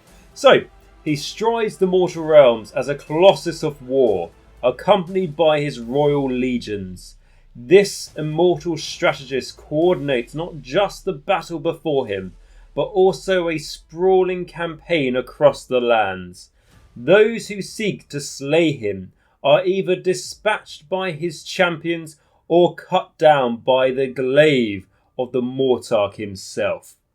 And then going to see what it's like on the tabletop, he is pretty damn expensive. He's the second most expensive unit in your whole army, second only to Nagash, as he is 500 points, which again isn't too bad, but still is quite a bit of points and a big investment. Technically in 2,000 points, that is a quarter of your whole army. So what value are you actually going to get for that, and is it going to be worth it? And just the last thing to say before we go into War Scroll is, of course, he is a leader. So then going on to the War Scroll, the description. Now this goes on for a little bit because he's got a lot of companions. Have you seen the model? It's a bit like a diorama, fantastic model. I really want to get it at some point. Absolutely lovely. Anyway, so going on to the description, it says Katakros is a named character that is a single model. He's armed with Idna Cat and the Shield of Mortis. Again, apologies if we get any of the names wrong. And then his companion, so Katakros, is accompanied by a Geonosis Scroll Bearer that attacks with a Nagarite Dagger, a Prime Necrophorus that attacks with a Soulreaper Great Blade, an Arch Spy Master that attacks with a Spirit Dagger, and a Liege Mortis that attacks with Nagarite Dueling Blades. Basically the samurai guy. The champions that currently accompany Katakros vary depending on the number of wounds suffered by this model, as shown on the damage table. You can only use the companion abilities on the right for the companions currently accompanying Katakros, and only those champions can attack. For all other rule purposes, champions are treated in the same manner as a mount. Right, we got through the description of this massive war scroll. But no, so basically how it works is obviously, instead of this guy just being a big monster, practically is one, not in terms of how like he deals with situations. I think Katakros is a great person. Again, Nagash and all his forces are the good guys. However, how this model works is every time you take, for example, you take 3 wounds, what that means is that like one model dies and then like another one dies, which is quite nice because when I see people create the model, what I've noticed some people do is they'll magnetize all his companions who are on this big rock base that he's on, and then they'll just remove the ones when they die, which is quite cool. Again, he can heal, so you can just pop them back as well. And it's probably something I will do when I get him at some point. I'll magnetize, so it makes it nice and quite thematic and quite practical as well, as it lets your opponent know who's still alive and everything. So then going on to his stats. So his move is a mighty 4, which to be fair is my lucky number. So that's not too bad. But then you plus 3 to it, so it's a 7. And you could go, yeah, but then you could take this guy, you know, Static Lords, and he could run in, still charge. Yeah, this guy's only going to Mortisan. So we'll get to that when we go through his rules. But so he's got a move of 4, a 3-up save, good, be even better in a moment, bravery 10, and then wounds of 20, which is nice. Bear in mind he's 500 points, so that's not bad. That's a good amount of wounds. And then he's got Idna Cat, so that is a 1-inch range. Starts with 1 attack, but then again, the more damage he takes, he actually gets more attacks with it, because basically, more damage this guy takes, like I said, he doesn't actually take that damage. It's his champions who take the damage. So eventually, when he's on his last wounds, he now has to fight, and then that's why he has better attacks. But it starts with 1, 3 to hit, 3 to wound, minus 3 rend, 3 damage. That's quite nice. So bear in mind when he gets the 4 attacks of that, you know, he's not the ender of entire worlds with that one weapon, but it's pretty damn good. You know, that's it's a difficult one because it's saying like on full characteristics, you know, with the 4 attacks, it's better than the Slayer of Kings because it's got that extra minus 1 rend, but you know, then it's not wounding on a 2. I believe the Slayer of Kings wounds on a 2. So it's a trade-off, but it's still really good, and I think it's very nice. And then you got the Shield of Mortis. So this is 1-inch range. However, it cannot be used until all of his champions are dead. So, but when all of his champions are dead, because it's obviously the only way to review this, it has 4 attacks, freeze and freeze, minus 2 rend, 2 damage. So quite nice. So when he's on his last legs, he can still chuck out quite a bit of hurt. And then you go on to the Nagarite Dagger, which is a 1-inch range, 1 attack, freeze and freeze, minus 1 damage. That's okay. Remember to do it, because there are a lot of attacks here to try and remember the ones that you are actually going to be used. Refer to the damage table.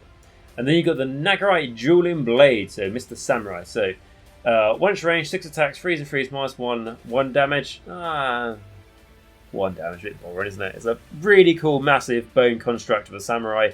Make it 2 damage, 6 attacks, maybe too much for that. Make it 4 attacks, 2 damage. That'd be cool. And then going on to the Soulreaper Great Blades. This is 1-inch range, 3 attacks, freeze and freeze, minus 1 damage. Yep, that's alright. And then going on to the Spirit Dagger, 1-inch range, 3 attacks, freeze to hit, freeze to wound, minus 1 damage. And one thing I like about this, you look at the hitting and wounding, it's all freeze. No force to be seen. Which to me, I think that's really nice, really cool. But I can't imagine when they did this, the guy typing this just like, you know what, fuck it. Just make it freeze for everything. Copy and paste everything. Because then, you know, you just don't have to change that column. So yeah, no, that's quite cool. I like it. Anyway, going on to his abilities, which you can see, he is stacked, this guy. I mean, God knows how I've managed to cut this up and put it on your screen, which is probably horrifically trying to read it. But of course, you can get it on the app or the website if you really want to be able to read it perfectly, but I do try. So his abilities. The third one is Deadly Combination. So if the unmodified hit roll for an attack made with the Shield of Mortars is a 6, that attack inflicts 2 mortal wounds on the target in addition to normal damage. So really, when he's making 4 attacks with that, and he's got the Idna Cat weapon, or Cat, however it's pronounced, he can do quite a lot of damage on his own. So we'll get to the end of this, and I'll say that he is a support piece. He is not there just to be chucked into the enemy. But later on, when he has to fight, he can. So then going on to the next ability, which is Mortarch of the Necropolis. So which is the same as Arkhan's Mortarch or Sacrament ability, but I will read it out again just so we remember. At the start of your hero phase, if this model is on the battlefield, you can pick up to 3 different friendly Ossiarch Bonereaper units wholly within 24 inches of this model. For each of those units, you can either heal up to 3 wounds allocated to that unit, or if no wounds are allocated to it, you can return a number of slain models to that unit with a combined wound characteristic of 3 or less. So again, same reasons for Arkhan, very useful. Arkhan is a support piece, Katakros is a support piece, so hopefully you'll try and keep him alive for as long as you can. Katakros will without a doubt stay alive longer than Arkhan anyway. But the other thing just to mention is it shows when you start teaming these things up, or if you've got Katakros and you've got a Boneshaper next to him, you know, Katakros can heal 6 wounds a turn, which is pretty damn good. Well, I say a turn, a battle round technically. And then going on to the next ability, it says a Nagarite weapon. So if the unmodified hit roll for an attack made with a Nagarite weapon is a 6, that attack scales 2 hits on the target instead of 1. Make a wound and save roll for each hit. So yeah, that's cool. What would you see for Nagarite weapons? Reasons here is because there are actually like 2 Nagarite weapons here, the Dueling Blades and the Nagarite Dagger. Which to be fair, Mr. Undead Samurai, whereas Dueling Blades has got 6 attacks, and then the Nagarite Dagger, wielded by, cannot remember, has 1. So that's 7, so on average you should get 1 explode in a turn. So lucky you, maybe you'll get 2 every so often. And then going on to the command ability, so you've got Endless Duty.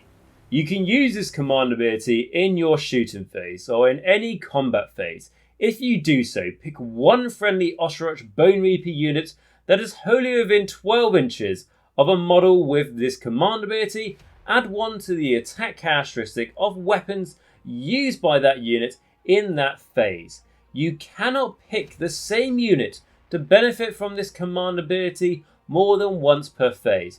I love this command ability because I'll be honest with you, I haven't got loads of experience with running Katakros, but if I did, I may consider, you know, should I bring a Liege Kavalos along because it gets extra relentless discipline points and stuff like that? Don't you worry, Katakros has given himself a ridiculous amount of relentless discipline points already, as we've already mentioned. But just for a laugh, you know what, I'm just going to let's have a quick flick through my book and let's just remind ourselves, just so I know I've got it right, how many relentless discipline points he gives himself. So just to quickly say, so he gives himself 1 for being a hero. He then gets an extra 1 for being a liege. And then if he is your general and he is on the battlefield, he gives himself an extra 3. So at that point, he's got 5 relentless discipline point, a turn just for him. And you roll a dice for him as well. And on a 6, he gets another one, obviously, from the Ossiarch Bonereaper, just generic way to get relentless discipline points. And why is this important? Because I was mentioning Liege Kavalos is to try and get more relentless discipline points. You don't need that. And another reason to take Liege Kavalos is for their ability to be able to give people an extra attack. This guy, Katakros Mortarch and Necropolis, can do that himself. So it kind of makes you be able to maybe steer away from having to spend 200 points on Liege Kavalos, which is nice and I really like it. Instead of it just being, you know, made redundant by it just being a generic ability used just like basically copy and paste everywhere, it has actually got a point to it and I do like it. I'm just actually having a quick look now to see the Liege Kavalos.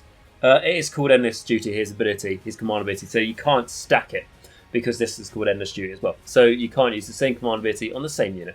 But bear in mind, he can give himself this if he needs to, and then he's giving himself those extra attacks, which is useful. And then we move on to the Supreme Lord of the Bonereaper Legions, apart from Nagash.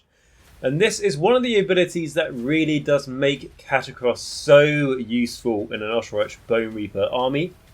And that's because you can use this command ability in your hero phase if Katakros is your general. If you do so, until your next hero phase, add 1 to the hit rolls for attacks made by friendly Ossiarch Bonereaper units while they are wholly within 18 inches of this model, and add 1 to save rolls for attacks that target friendly Mortisan units that are wholly within 18 inches of this model.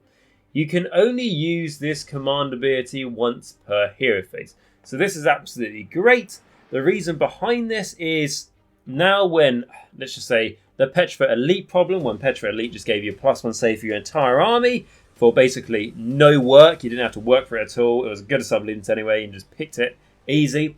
Now you can get that for most of your army within a bubble. It can be made a bigger bubble in a moment. We'll get to that. But what that means is your Mortech Guard got a 3-up save now. Made them reroll fails. Like Katakros, he's on a 2-up. You know, your Liege Kavaloses, they're on a 2-up if you want. Your Arch-Kavalos Zantos is on a 2-up. You can see how this is really, really quite useful. Everything that needs to be improved, because generally your saves are very good in this army. Bar the couple, you know, the Soulmason and Vokmortian. Not that you're taking Vokmortian anyway, even in more Praetorians. So that is why this is so useful. And the +1 to hit, lovely stuff. But, you know, there's many other ways to get plus to hit, but you're no longer relying on getting that Bone-Tithe Shrieker off or even putting it in your army because you've got Katakros here. And Katakros is going to stay alive for a long time. So, yeah, really, really good. I'm really looking forward to trying that out more and my future games playing as Ossiarch Bonereapers. And then the other thing just to say is, like we've already mentioned, you're getting so many relentless discipline points. It's not going, oh, do I really have a discipline point to spend on this command ability? Of course you fucking do. Even if you don't have anything else in your army apart from Katakros. So, yes, you will have relentless discipline points spare. Make sure he's your general. And then going on to the next part, which is the companion abilities. So the first one, which is Aviarch Spymaster. So once per turn, you can roll a dice when your opponent receives a command point. If you do so, on a 4+, that command point is lost. Like I mentioned, how many relentless discipline points you got in this army to do your command abilities? Luxury. Other armies, not so lucky, and they can always rely on having that one extra command point. Maybe they spent at the start of the game, so they can go a bit crazy and spend a few, and then they've got one in their back pocket for when they need it. However, the one that they got at the start of a turn, you just take it on a 4-up. And I know there's like 5 turns in the game.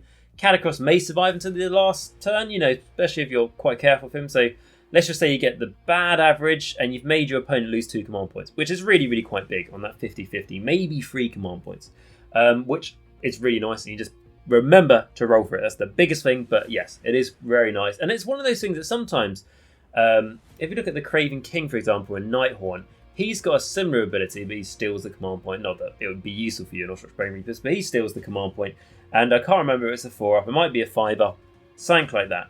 But it's one of the reasons you include them in your list, just so you can muck around with your opponent's strategy. And then with this guy, Katakros, I'm already reading this. I'm like, yeah, I can definitely find a use to bring this guy in my army. It's like, by the way, you get this ability. And it's like, well, great, yeah, I'll take that. So do definitely like that a lot. And then when we look at the Obi-Wan Kenobi, at the start of your hero phase, you can pick one enemy unit that is on the battlefield until your next hero phase. Subtract 1 from hit rolls for attacks that are made by that unit that target friendly Ossiarch Bonereaper units. Don't worry, everything in your army is Ossiarch Bonereapers, kind of any allies, anything like that, so it's going to be for your whole army. And yeah, I really like that for a start, as firstly, it's always useful to make the enemy -1 to hit. And then when you look at the Bone-Tithe Nexus, your big senior piece, which again we'll review that in the video where we review all the end spells as well. Nicely go together there. That's how I tend to do it with senior pieces. But one of the things you can do with it is make the enemy -1 to hit if it's within range of it. So you could, if everything's in range, make the enemy -2 to hit. And suddenly then that just means their big threat, if they've only got kind of one big threat, which is this bad idea at the start, is -2 to hit, so it won't really be doing anything, which is useful. And then you can also spread this out, so you can make 2 things -1 to hit. Also with this, you don't have to roll a dice at all to make the enemy -1 to hit. Really, really useful. Where the Bone-Tithe Nexus, you have to roll a 4-up to do it. This, none of that. You can pick anything on the battlefield, so it can also be like an enemy shooting unit at the back, and let's say it's not Sentinel, so it's not fishing for 5s and 6s. It is actually something that needs to hit quite well. So it's just a great ability. As soon as you make things hitting from 3s to 4s, or even 4s to 5s, completely obviously changes the maths on how many attacks they get through. I'm not a genius, I don't know the maths on everything on exactly how much it lowers it, but it lowers it by quite a bit. Certainly we all know, don't we? And then the next ability says the Prime Necropolis. So when you use this model's Supreme Lord of the Bonereaper Legion's command ability, the one that gave you +1 to hit and +1 to save, It affects friendly Ossiarch Bonereaper units while they are wholly within 36 inches of this model instead of wholly within 80 inches of this model. So that's a huge range. I played against a Katakros at that tournament where I took my Ossiarch Bonereapers against, and I thought about trying to play around this and like trying to, you know, make him string out so he wouldn't be in range of himself to get us. Bugger that, I was always in range. Put Katakros in the middle of the table. They're like, always. But no, so that's good. But just to say with that, because you need your Prime Necropolis to be alive for that. So he dies as soon as you take 4 wounds, which is a problem. But bear in mind, you can heal 3 wounds to him straight away. So let's say he's taken 6 wounds. The start of your hero phase is when you do your healing with Katakros. So that means that he can heal himself 3 wounds. He's back down to 3. He's got the Prime Necropolis. So he can make his range bigger, then do his command ability, because that's done in the hero phase, but doesn't have to be done at the start of the hero phase. So the nice timings of this ability really ties in and synergizes really nicely together. So I really, really do like it. And then we've got the keywords. We've got Death, Death Lords, Ossiarch Bonereapers, Mortis Praetorians, Liege, Hero, Katakros. And really, just to summarize this guy, so if any of you think that you would take Katakros in a different sub-allegiance, let me know that, and let me know the reasons why you would take him in a different sub-allegiance other than Mortis Praetorians, because Mortis Praetorians is where you get the most out of him because of that +1 to save ability for the whole army. And I really feel like as soon as you take him out of that, it makes it harder to justify the 500 points, you know, cost for that. You use this guy as a support piece. You don't just chuck him into the enemy straight away. You can even use him as like a reserve piece. So yes, he is a threat. So let's say you have 3 threats in your army. He can be one of those 3 threats, but he comes in late game as an example because you want him to stay alive. You want him to make the most of his abilities. And 500 points, what I like about that is it's expensive. It doesn't feel too expensive to me, but again, I have to do more playtesting with him to really do know the answer to that question. But I think it sounds fair, especially with all the buffs he can give, and you've got 3/4 of your army in points left over to build the rest of your army up. It's not like Nagash, who we'll get to it. It's like, yeah, that's basically half your army. Try and fit things in as well as him into your army list. So I do really like Katakros, and I think he's got a solid place in many army lists, and I know he's particularly popular at the moment, and I do look forward to getting more experience with him. And then we've left the best to last, which of course being myself, Nagash, the Supreme Lord of the Undead. You know, it's not like I like talking about myself. I think too much of myself, but you know, basically the best character in not just Warhammer, but existence, in everything that's ever happened. But going over a little bit of my lore. So, Nagash is the father of necromancy. By his skeletal hand have countless empires been cast down, their populations raised with macabre dark magic to join his infinite legions. With a gesture, he can send forth an army of undying soldiers, twisting the nature of magic around himself, or rip the souls from a horde of enemy warriors. And then talk about him on the tabletop. So he is a unique leader, and he is going to cost you 880 points. And I hope those points do go down eventually, because I think those points are absurd for him. But that's because I'm used to taking Nagash, the Supreme Lord of the Undead, in Legions of Nagash, which I have to say just doesn't work. You can't take Legions of Nagash anymore. It's just too expensive, and he just doesn't add enough to your army. But in Ossiarch Bonereapers, he has got a much better place, but I still think for 880 points, it's so expensive for an already elite army. And I know there is a build where you take Nagash and you take Katakros, and basically they never die together. But like I already mentioned, I think in this video, that doesn't sound very fun to play and very particularly fun to play against.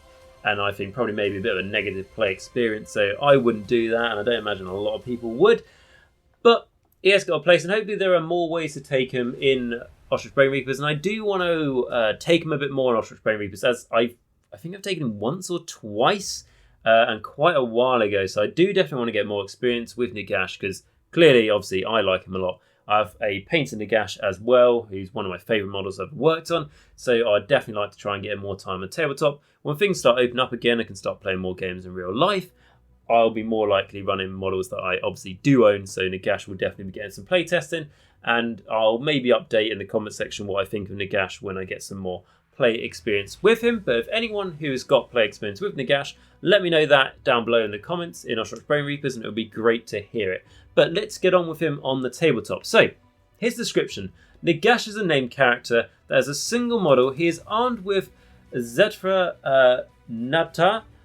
Fucking hell, how the hell is that pronounced? And then Aklanash and the Gaze of Nagash. Basically, he's got a sword, he's got a fuck off staff, and he's got a death stare. That's basically what this guy's got, and it's all awesome, obviously. Just getting away with the fact that I don't know how to pronounce many weapons. And again, so it's also Nagash can fly as well, because he flies with all those spirits, etc.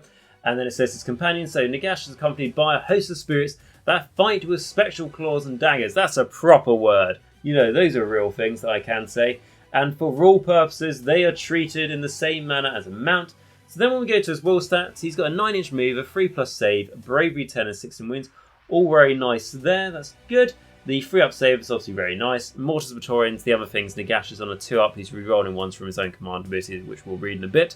But you can just see how good he is, and he's healing 6 wounds a turn. So very survivable, and he's got a good more wound save. And then going on to his weapons, he's actually got a missile weapon. So this is the Gaze of Nagash, which has got a 12-inch range, 3 to hit, 2 to wound, -1 rend, and D6 damage.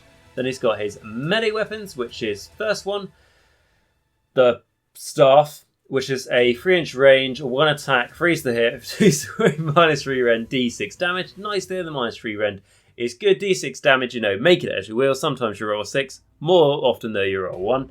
And then the sword, which is a 2-inch range, which is 6 attacks, 3 to hit, 3 to wound, -2 rend, 3 damage. That is more nice, and that is where I've used them so many times in Liege of Nagash, and I've taken him to quite a few tournaments at Warhammer World. And basically I took him and I took a bunch of Morgasts Harbingers and had a great time. And what I do with him is rely on his attacks from purely his sword. Because his staff is nice, but the sword, which is freeze and freeze, -2, 3 damage is where it really came into it. And just like an off one, like, I know I'm joking and I say, like, find it hard to pronounce his names. If anyone actually knows how those names or those weapons are pronounced, I'm definitely interested to find out. If you could, like, spell out for me in the comments down below, and I'll try and remember. Then we got the special claws and daggers. So this is 1-inch range, 6 attacks, 5s and 4s, no rend, and 1 damage. Just a normal ghost, but any 6s to hit will do a mortal wound instead of normal damage. And then we got a very big damage table, which we'll refer to when the abilities dictate we refer to it. And then going on to his abilities. So the Staff of Power. Add the Staff of Power value shown in the model's damage table, so straight away. So basically it's +3 to cast, +3 to unbind. It will get worse the more damage he takes, but just flat out +3 to cast and unbind is huge. Obviously there's Arcane on the table, which just stands next to that, and now it's +1 to, I think it's for unbind as well, so it's +4 to cast and unbind, which is great. It says, in addition, this model can attempt to cast Arcane Bolt and Mystic Shield any number of times in the same hero phase, even if another wizard has already attempted to cast the spell in that phase. So where I said for Arcane, he's probably got better spells to cast, and again, Nagash has got access to the whole lore, he doesn't have to pick, so he's probably got better spells to cast. But there will be times where, because Nagash is +3 to cast, he's probably casting Arcane Bolt on a 10 or more, which is doing D3 mortal wounds. So it is a known thing for if you've got Nagash and Ossiarch Bonereapers, you'll just blast Arcane Bolt. And to be honest, not even just Ossiarch Bonereapers, if you took him with Liege of Nagash and really wanted to, you could just blast Arcane Bolt. Just missile it. Boom, boom, boom, boom, boom. And then you can, because this guy can cast 8 spells, so you could cast 8 Arcane Bolts, so you get someone else to cast an Arcane Bolt as well, maybe Arkhan, and then before you know it, the enemy's taking 9 D3 mortal wounds. Again, if you get 10 or more to cast. And again, if the enemy somehow didn't manage to unbind any of those, you can do quite a lot of damage with it if you just need him to be a missile.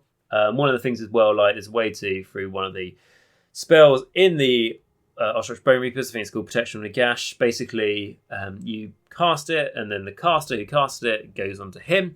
And then what that means is that when the caster takes any damage, it's then teleported away 9 inches away. So what some people do in Nagash is they make Nagash hurt himself in the hero phase, usually by an endless spell. After he's cast his spell onto himself, he then teleports, then he can move, and then charge the enemy, but in the same hero phase just before, he's also Arcane Bolted the shit out of them. So that's just like an example there of like where it can be really useful to get up and close to the enemy. And then you've got Invocation of Nagash for the next ability.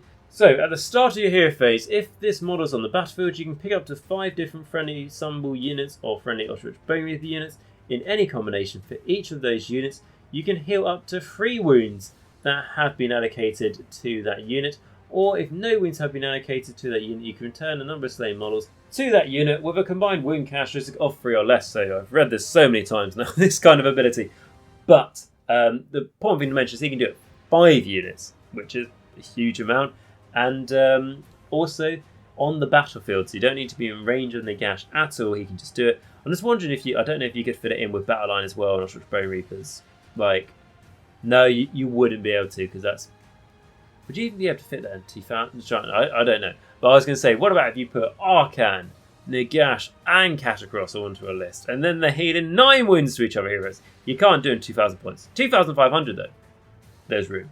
But then going on to the next ability, which is the Frightful Touch. Again, basically only 6 to hit with the Special Claws and Daggers and Mortal Wounds. I've read so many Nighthawk War Scrolls, I know what that is on all the time. But going on to the next one, which is the Mortisan. So roll a dice each time you allocate a Mortal Wound to this model. On a 1 to 3, nothing happens. On a 4 to 5, that wound is negated. And on a 6, that wound negated, and the attacking unit suffers the 1 mortal wound, basically. And what actually worked really nicely with that is I remember once taking a shitload of mortal wounds from a Gaunt Summoner on a Balewind Vortex. This was a couple of years ago, but as a Warhammer World, took a shitload of mortal wounds, and then the Gash was like, boom, roll loads of 6s, and then just kill the Gaunt Summoner. And the Gaunt Summoner was on a Balewind Vortex. It was that whole thing it did where it basically just did the fire bomb and killed hordes. So I killed the Gaunt Summoner, Vortex disappeared, and it was quite cool, which was a very thematical. It's like, oh, you try to hurt me, take a taste of your own medicine. Basically, you know, Nagash is the king of magic. Don't you try and take that away from Zeech. And then you've got the 9 books of Nagash. So, the 9 books of Nagash allow Nagash to cast extra spells in your hero phase and unbind extra spells in the enemy hero phase. The number of extra spells he can attempt to cast or unbind is shown on the damage table for this model. So it starts off with 5, like I said. He can normally cast 3, which we'll just read out in a minute, and unbind 3, so it's 8, which is huge. In Legions of Nagash, you do kind of struggle to make up those 8, but then again, he can just spam Arcane Bolt or something.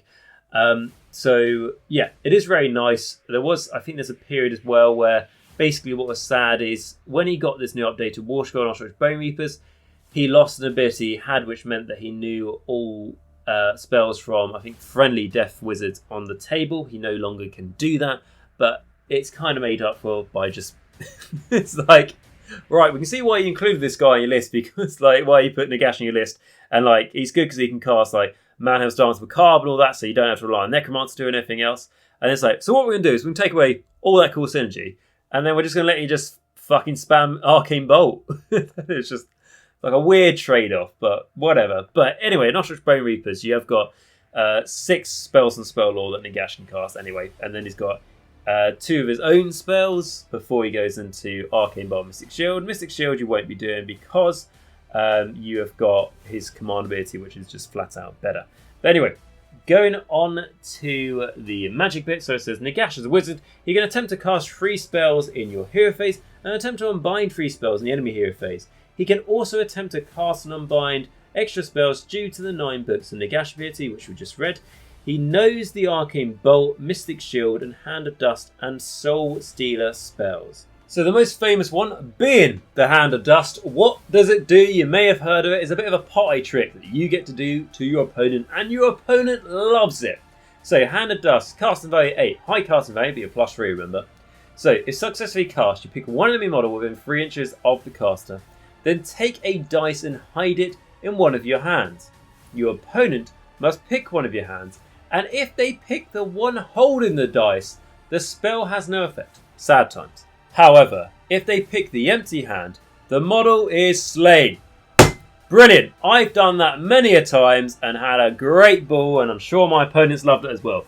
But joking aside, I think it's fair. You've got to be within 3 inches of the enemy. Casting value 8. Also, you got to do a 50-50. I've been in deadlock with Archaon for 3 bloody turns trying to get this off. And eventually, he slayed a king to me, and he had no bonuses to it or anything. He just got 2 flat 6s to wound me and killed me.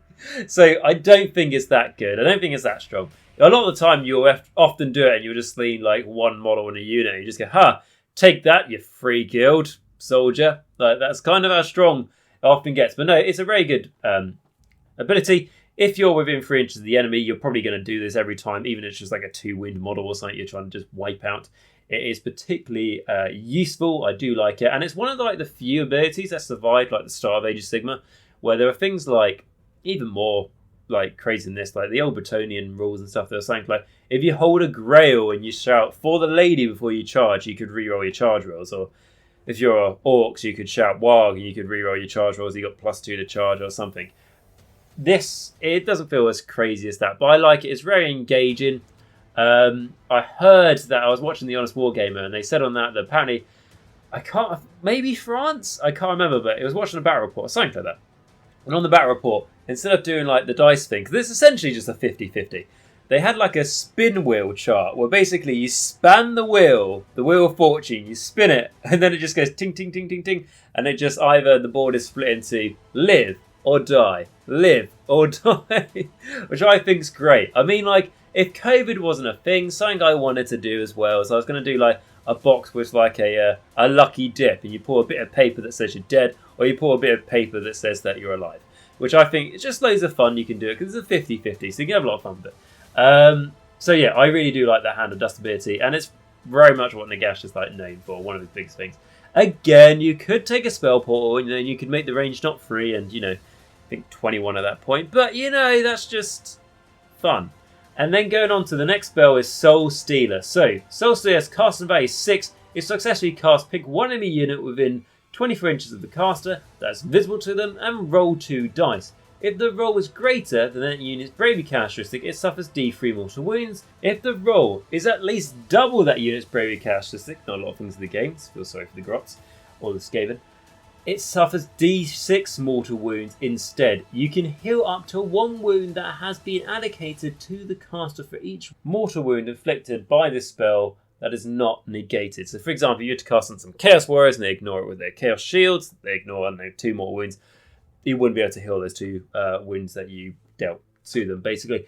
But I like this. I remember doing it to a Skaven, Clan Pest, and a Catapult and got a double and healed a crap load of wounds back to Nagash. When Nagash is like extra invocation of Nagash. Like, it's not something you can rely on, because you might just go against your enemy and go, oh, what's your bravery 10? Okay, you're just not going to get it off, are you? But it's always worth doing a bit of a party trick. The fact that Nagash has got multiple ways to heal himself is fantastic. So it's definitely a good thing to have in your arsenal.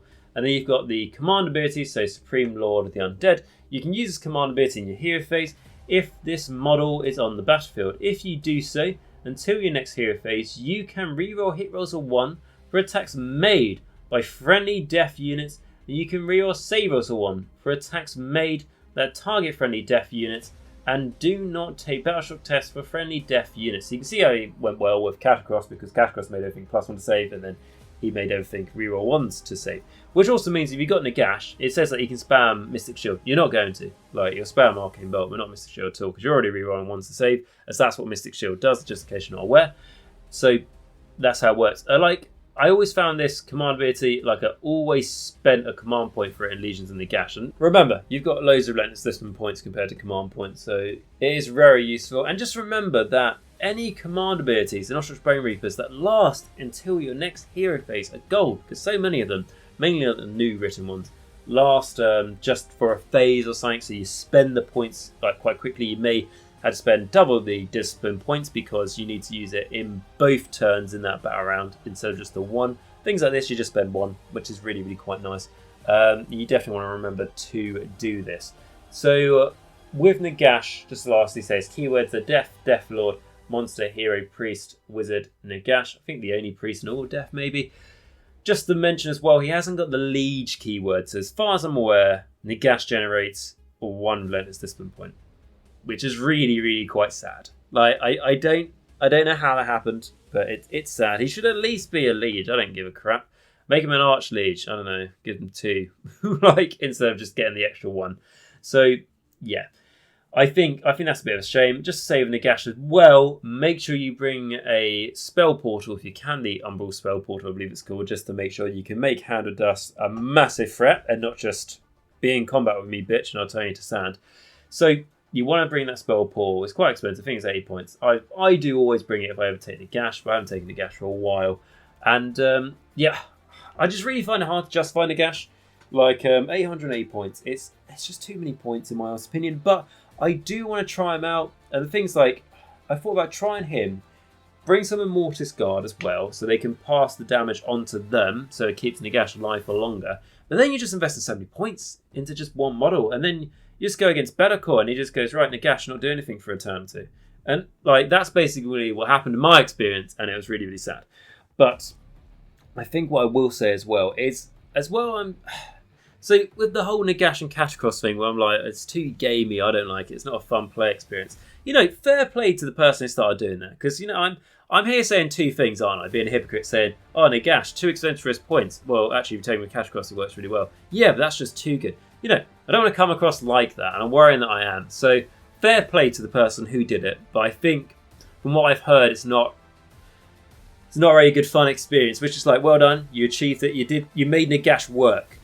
However, it turns out it's not like it works nicely. It's too good. Like it's just not fun to play against. But you know, maybe it's not. I don't know if it's won many tournaments. Maybe it hasn't, and maybe I'm just over exaggerating to it. And I don't want to do that. So well done to the person who did make Nagash work. And also, if you're watching this, and you're like, I take Nagash quite a bit in Ossiarch Bonereapers and not a Katakros, and it works pretty damn nicely. Let me know that down below. I'm not saying I'm the ultimate answer when it comes to how you take Nagash and Ossiarch Bonereapers or anything like that. Let me know, as I said at the start of the video, and I'll generally be really happy to hear from your experience. I'm sure a lot of people who want to take Nagash, because he's an awesome model, and also best character. I'm amazing. Everything else, Agent Nagash here. Everyone will be happy to hear. And yeah, and with that, guys, really, that's actually going to come to close this video. And we're coming up to nearly 2 hours now, like an hour and 50 minutes or something, 51 minutes I think we're on. And like I said at the start of this video, there was a bit of a ramble on, but the reason why I did that is because these videos go on for a long time, and if you're watching this premium, you know that you can't just skip to certain bits in the video, you watch the whole thing. So I wanted to give you guys a bit of a heads up that it's going to be a bit of a long one, but that's because I wanted to basically read out every single rule with all the heroes or Bonereapers to make sure that it's not forgotten, because also there may be some units that people don't really talk about, like the Soulreaper, for example. A lot of people just bash him off to the side and don't really even mention him. And I just thought, you know, for people who are new to an army, it's important for them to know why not a lot of people talk about the Soulreaper or Vokmortian. You know, you bought Feast of Bones, a bit of an old box set to try and buy now, but you know, Feast of Bones, I got Vokmortian, really excited to play him, and then people just say he's not good, but they don't tell me why. Like, that's why I really feel like it's useful to do these long in-depth videos, to try and also explain that as well, and not just skip to the good things like some reviews do out there. So I hope you enjoyed this video, guys. If you did, make sure to absolutely smash the shit out of that like button, the subscribe button, the bell notification, basically all those 3 buttons. Let me know that you're enjoying the content, so I'll make more things like this, and Ossiarch Bonereapers, by smashing the like button. Also lets YouTube know that people are enjoying this video, so hopefully it'll let more people be able to watch it. You smash the subscribe button, it's how the channel grows, and the bell notification means that you'll never miss a future video of mine, particularly if you're interested in Ossiarch Bonereapers. You know I'm doing this big in-depth series at the moment, so it means that you won't miss my future Ossiarch Bonereaper videos in particular. And then what I'd also like to say, if you've got any questions like I mentioned, or anything else you want to add to the conversation, make sure you put that down in the comments as well, as it'd be great to have that. Also feel free to share this video with someone you think who may enjoy it, and make sure to join the community in the Discord, which you'll find a link to that in the description below. And what I'd also like to say as well, if you would consider supporting the channel on the next level, which would be become a Age Nagash member or a member on Patreon. And what that means is just click the join button next to the subscribe button here on YouTube. It will take you to Age Nagash membership, or go to the top of the description down below and click the link to my Patreon, and it will take you to my Patreon. And anything, guys, you can just give for like £1 or $1 a month, and it goes straight towards keeping this channel going. As it wasn't for all these beautiful people I'm going to read out in a moment, again, I wouldn't be able to create this content and to keep up making stuff for you guys to help you get into Age of Sigmar and to continue your Age of Sigmar journey. At the end of the day, YouTube takes a huge toll on time and resource and everything else. And money I get from membership and Patreon doesn't cover the cost of anything, but it lets me know that you guys really enjoy this. And like that's all I can really ask for. And but anything you do give goes straight towards basically me being able to justify doing this. Like I said, if I didn't have any support like this, and I didn't have this indication that people were enjoying it that much, I wouldn't continue. So a massive thank you to these amazing people. And if you would like to become one of these beautiful people, click the join button or the link to my Patreon on the top of the description down below, and I would be hugely appreciative. But going on with these people who give their absolute all to keep the channel going, it's going to be firstly my Vampire Lord and Zombie Dragon. So that's going to be Stuart F. Again, Stuart, at that tier, don't know what to say. Thank you so much for your continued support. It really is going to keep the channel going. And then the Morgasts, which are going to be Filq and Bleed Red, who have been patrons for a long time now. Thank you so much for your continued support. Really does help the channel, and please keep it up. And then my vampires, we've got Mir, Martin S, Rouse321, David A, Ronni H, Doug P, SpareBear, Christopher H, Northdrop, Nathan F.